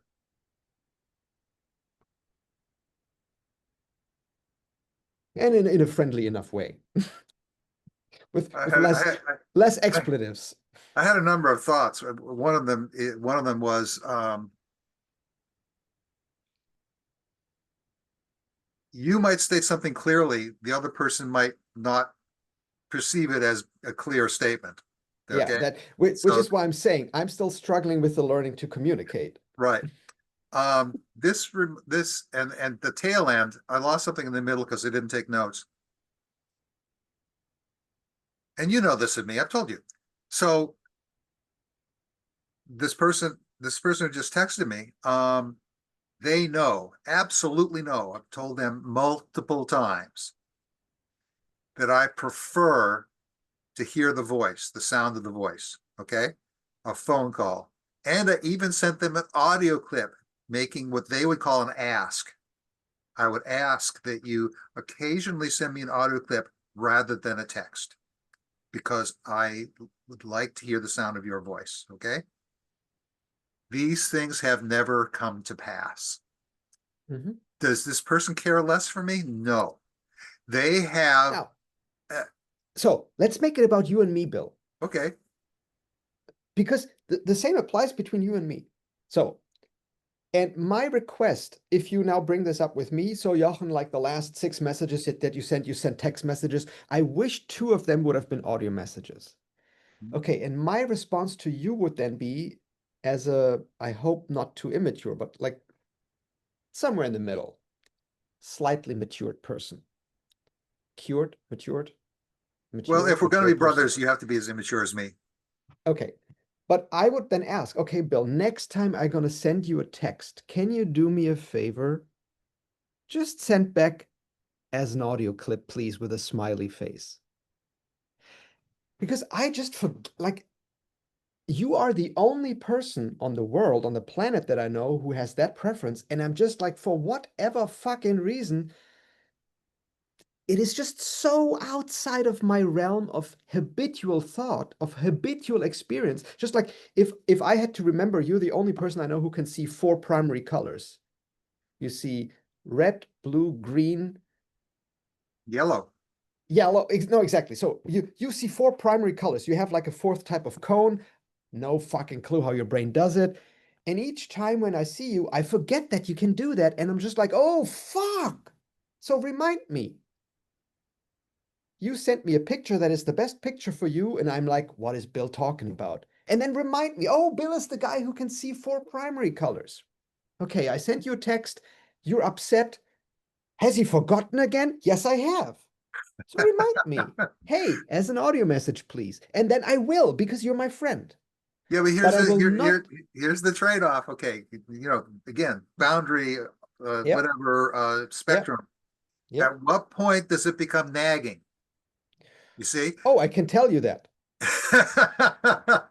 But but that is why I'm telling you in this situation, I would invite you to nag me. I would give you permission to nag me because I can tell, oh, this is important for Bill. I'm not doing it. Each time when he reminds me, I wish I did it, but I can't remember. Please nag me. Right? So that for me is a fairly simple negotiation. And of course, there might be people who don't like to be nagged. Yeah. For those people, I would say, okay, make a fucking decision. Either you remember or I can nag you. Right? Again, Oh, really? That's an ultimatum. well, and I would say part of a friendship is either that you have some, and it has a little bit to do with respect, right? The respect for, if, especially if you want to be a close friend of mine, I long for the experience that you know some of my important preferences.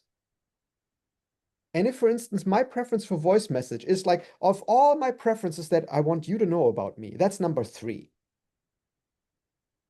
I want you to know about me, I'm a pacifist. I want you to know about me, I like vanilla. And I want you to know about me that I like voice messages. Forget everything Vanilla else, on your chocolate cake? right? So those 3 things, remember them about me.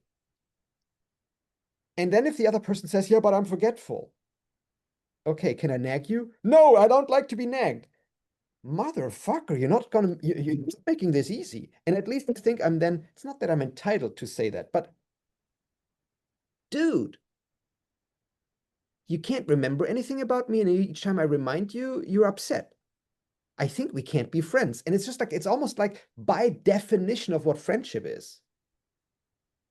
It's not that I don't want to be friends, but like, I don't know how we could be friends. You can't remember shit about me, and I can't remind you either.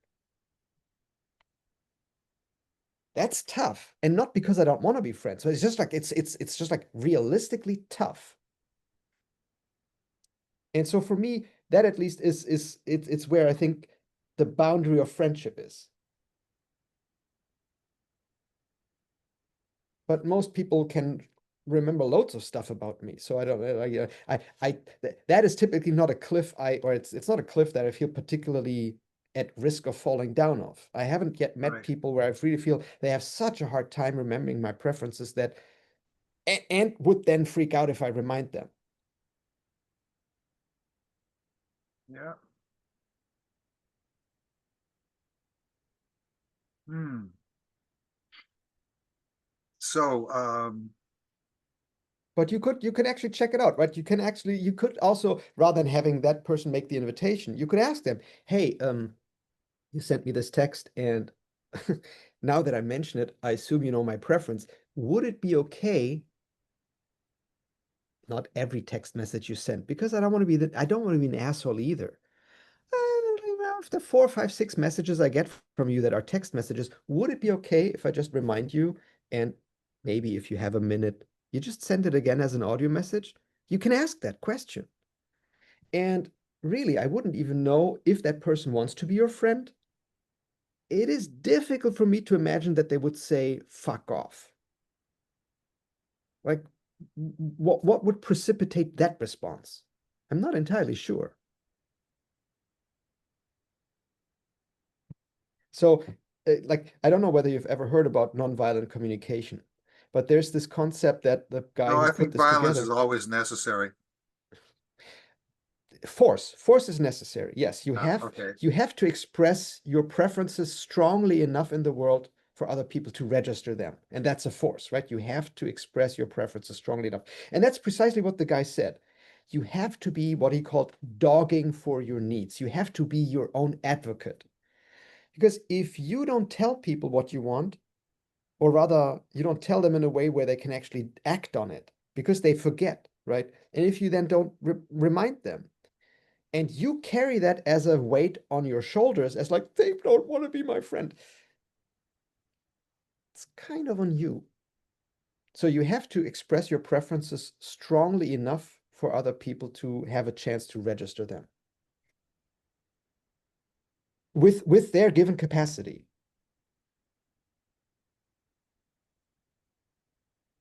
Hmm.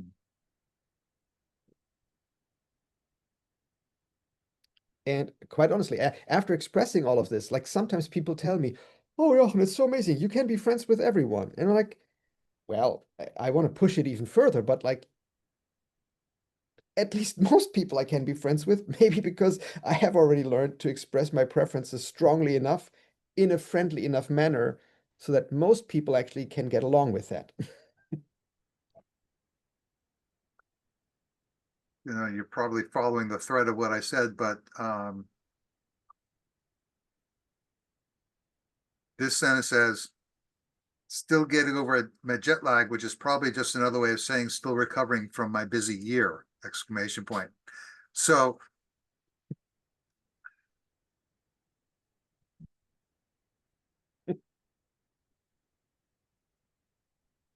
this comes down to picking battles too, It does. It whether does. It does. I'm a, you know, Enneagrams, I'm a 2, I'm a helper. Um, but kind of got the strong wing on the 1. But so in my priorities, is it more important for me to serve others or to be served? Okay. Doesn't mean I don't have needs and they aren't important, but you know, when in the balance of things, right?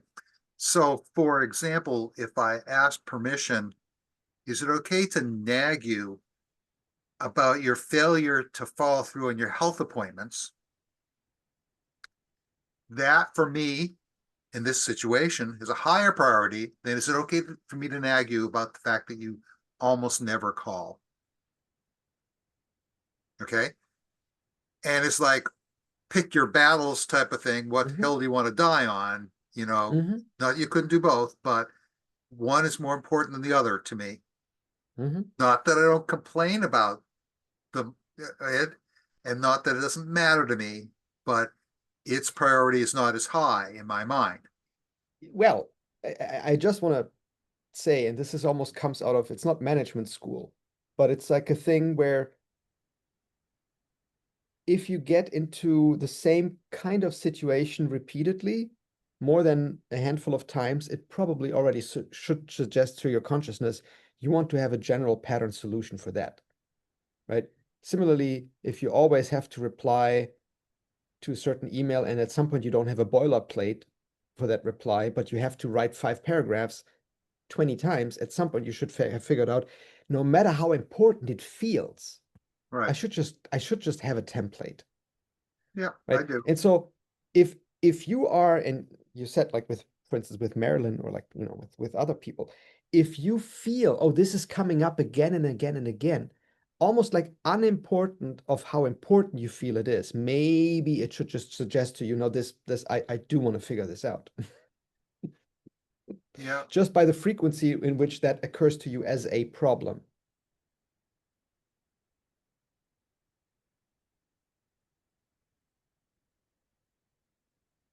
right. Because in my experience, the the the experience, oh, this isn't an important problem, that typically comes actually out of the fear of what would happen if you addressed it. So the experience of like, oh, it's such a minor problem, that's more like some part of your mind lying to you. It wants to soften the blow. It doesn't want you to feel, oh my goodness, what would happen if I addressed it? And instead you think, oh, it's not a big problem. Well, But but it, it also comes from experience. That is, in my life, many people have received that ask, and very few have answered the call. And so it's like, okay, this is just the way people on this planet are. You ask for this thing, and they're unable to do it. Mhm. They don't can't even articulate why.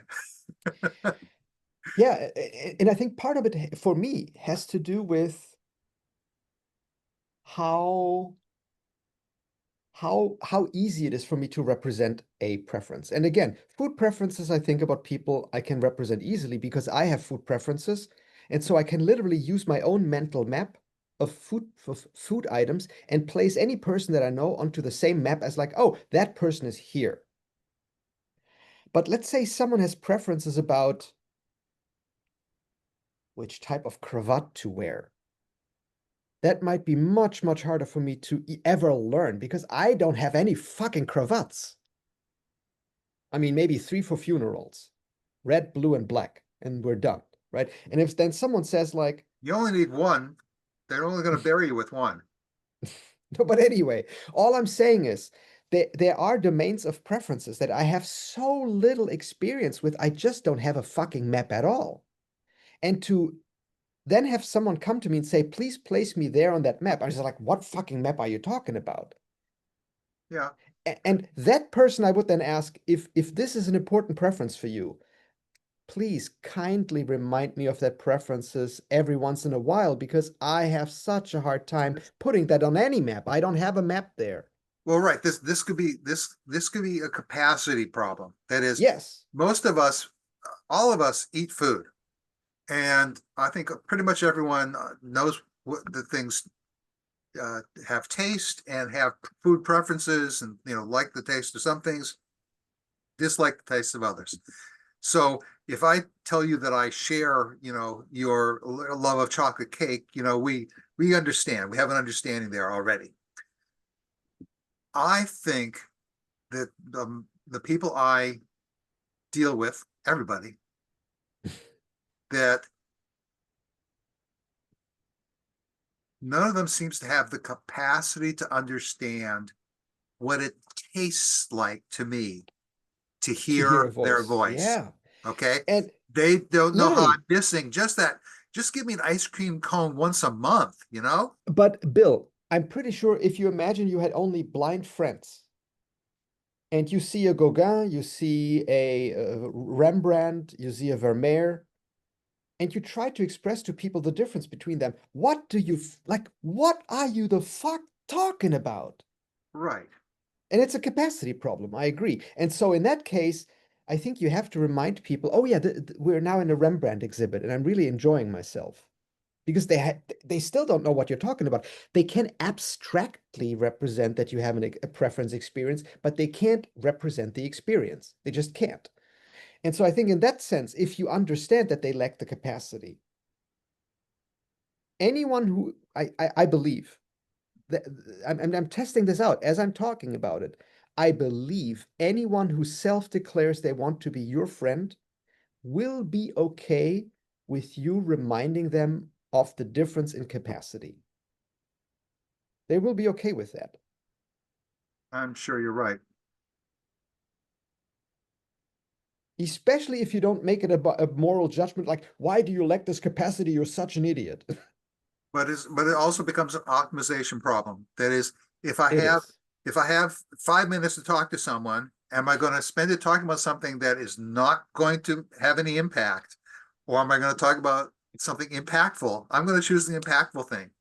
I've learned that there's no impact. There is just, it's not that they don't hear, it But just, by the way, you can actually ask people, and you know what? I'm going to do that right now. It's like I haven't considered this, but like seriously, Bill, I'm so glad we're talking about this. I'm going to open your contact in my phone right now, and I'm going to put the word audio between your first and last name in my contact, so that each fucking time I want to text you, it will say, "Do you want to text Bill Audio Claff?" Or do you want to send a voice message? And it like because yes, I still lack the capacity, but my phone doesn't. My phone remembers it. No, it's like it is such an easy way, right? I'm gonna say Bill. Oh, it doesn't show. I see it. Bill Yeah. Bill Audio Claff. Okay, wonderful. I think this is easier. And so each time when I'm going to text you now, do I have to blur your number in the end? I hope it was too short anyway. I'm going to figure something out. I don't know that I saw the number, so on just the name. That's fine. I'll check it. But each time I'm gonna now be in the predicament of, oh yeah, let me text Bill. It will literally in my list of text messages say Bill audio Claff. And so like if I then don't send you an audio message every third, fourth, fifth message, maybe I am an asshole. Time will tell. Yeah, no, exactly. Time will tell. And then let's see what your redemptive requests of me will be. Oh, so is it hot down in New York City? It's pretty hot up here.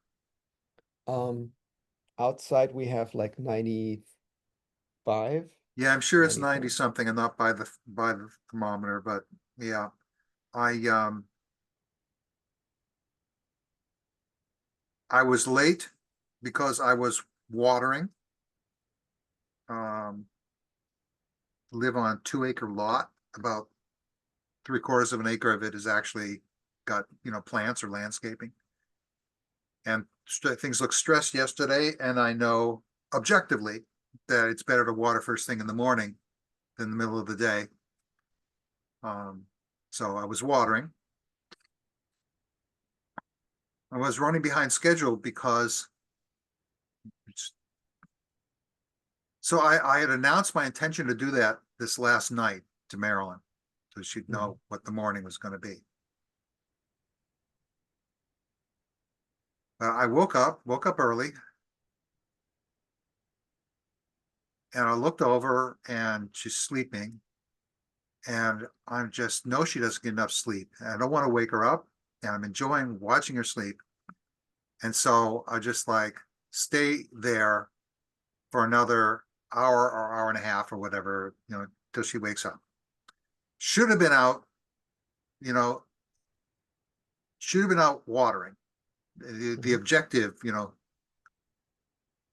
cold decision would have been water first thing in the morning. But I didn't. Mhm. Um, but then I was not rewarded for my did not have my delayed gratification um, after she woke up. Instead of just some good morning hugs and then get going on the day, she grabs her phone and she like opens up the BBC because she wants to read today's news. I was not happy with that, and so uh, I decided, what the heck. So I got dressed and I went out and did the watering. And by the and I got started later, an hour and a half later than I might have. Um, in the interim, she got up and had her own espresso, which I normally make for her, but I was outside watering. And by the time I got in, it was on the verge of our Zoom meeting, and I had enough time to make her some toast and give her a little bit of a breakfast and a send off. But we also didn't have the talk that I hoped we'd had this morning. Mhm. So Um, I I had a thought and I just want to mention it. Have you ever heard the name Paul Watzlawick? no, I don't believe that I have. Okay. So he was a communication researcher. No, it's like I butcher this. What does it say in his biography? Family therapist, psychologist, communication theorist, and philosopher. And maybe I told you that story. It's like it's a fictional story, right? So So wants they to hang say. up a guy wants to hang up a picture frame in his house, but can't find a hammer. And it's like, oh, but I think my neighbor has one. So he leaves his house, walks over to the neighbor, and while he's walking to the neighbor's home door, he starts having all these kind of weird thoughts.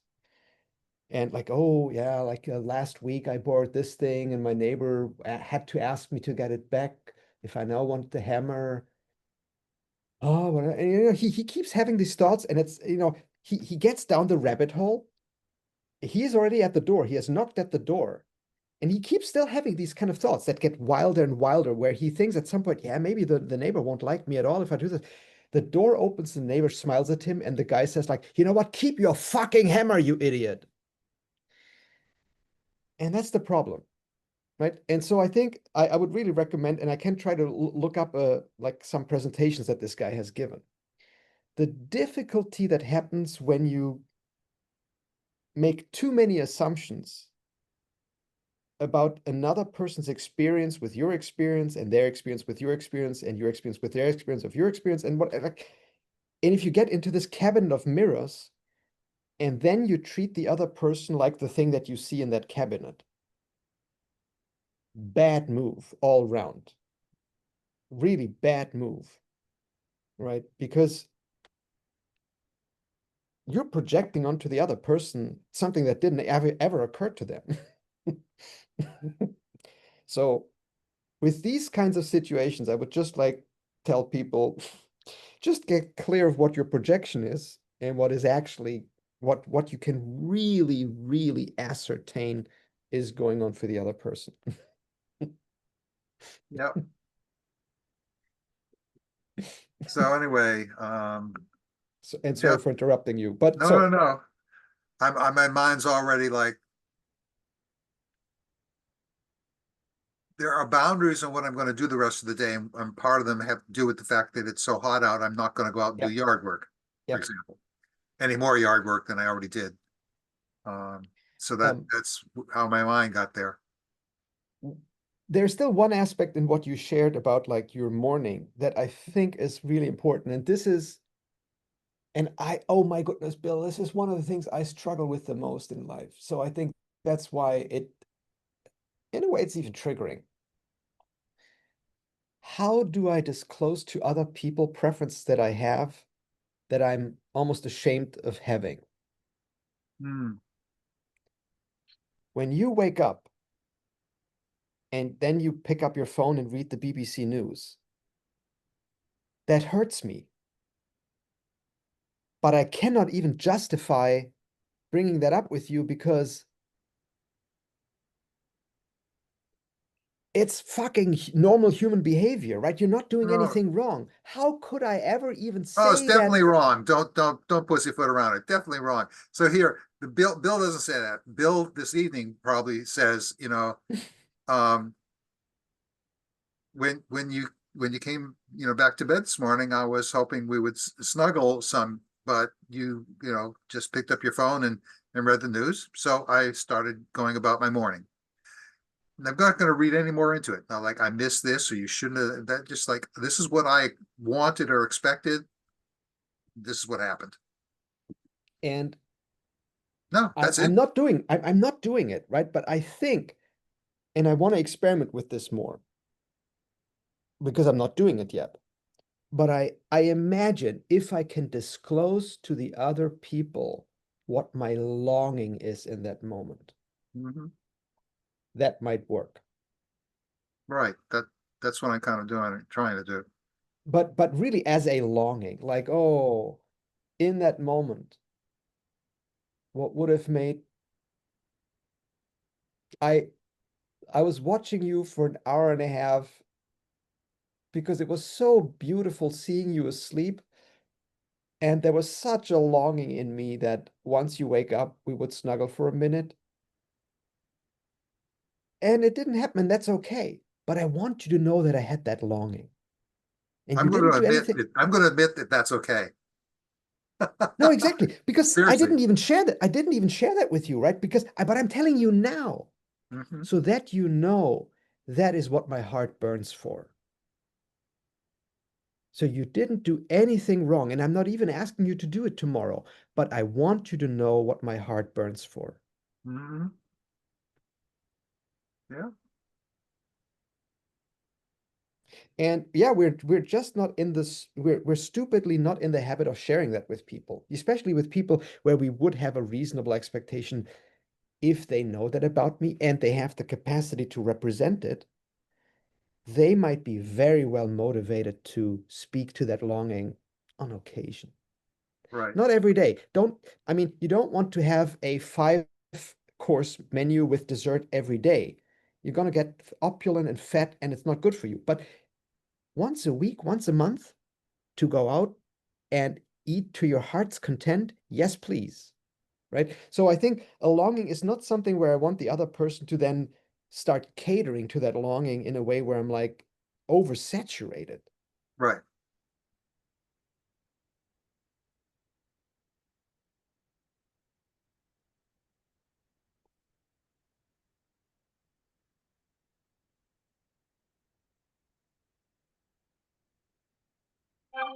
So, this is, you heard it, right? This is probably from Spain. Let me guess. Yeah. You're a good guesser, Bill.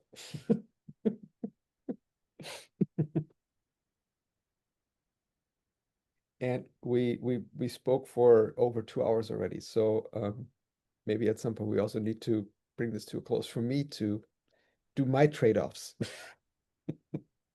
Okay. So what I'm surprisingly busy. So I'm supposed to call Marilyn after the Zoom meeting because she doesn't want to hear the sound of my voice, I assume, but I didn't ask her why. I'm supposed to call her.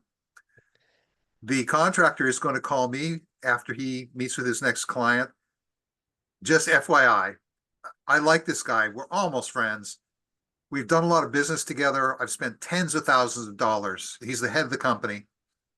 He's struggling with this estimate because it's not obvious to him what's going on inside this wall. And he doesn't want to lowball it, but we do change orders all the time. So I'm not sure what his hesitation really is. Like, oh, okay, start with X and you rip it open, you find this other issue, we write up a change order and we increase it. So I'm not sure. We have to discuss why he's being so hesitant about that. And this guy from Spain has sent me camera data that needs analyzing. And we may have a Zoom meeting because he wants to learn how to analyze it himself. So those are some of the things that are on my radar for Yeah, the next few hours. it's amazing that you brought this up because obviously now that I'm on the board of our condo, I know what change orders are. It's actually the first time that I came across the term in this very specific manner of a contractor letting you know that the initial estimate needed an update. But how rich that of a topic for me might be at some point to think about that in the context of a friendship. We've had a unspoken contract as friends, but as we both age, clearly the thing has to evolve. So sooner or later, we will have to have a change order conversation here. Similar, if you get from someone from like ex-partner to rekindling to repartner, right? So like, okay, what is changing here? And again, I can already tell I would be struggling with that conversation.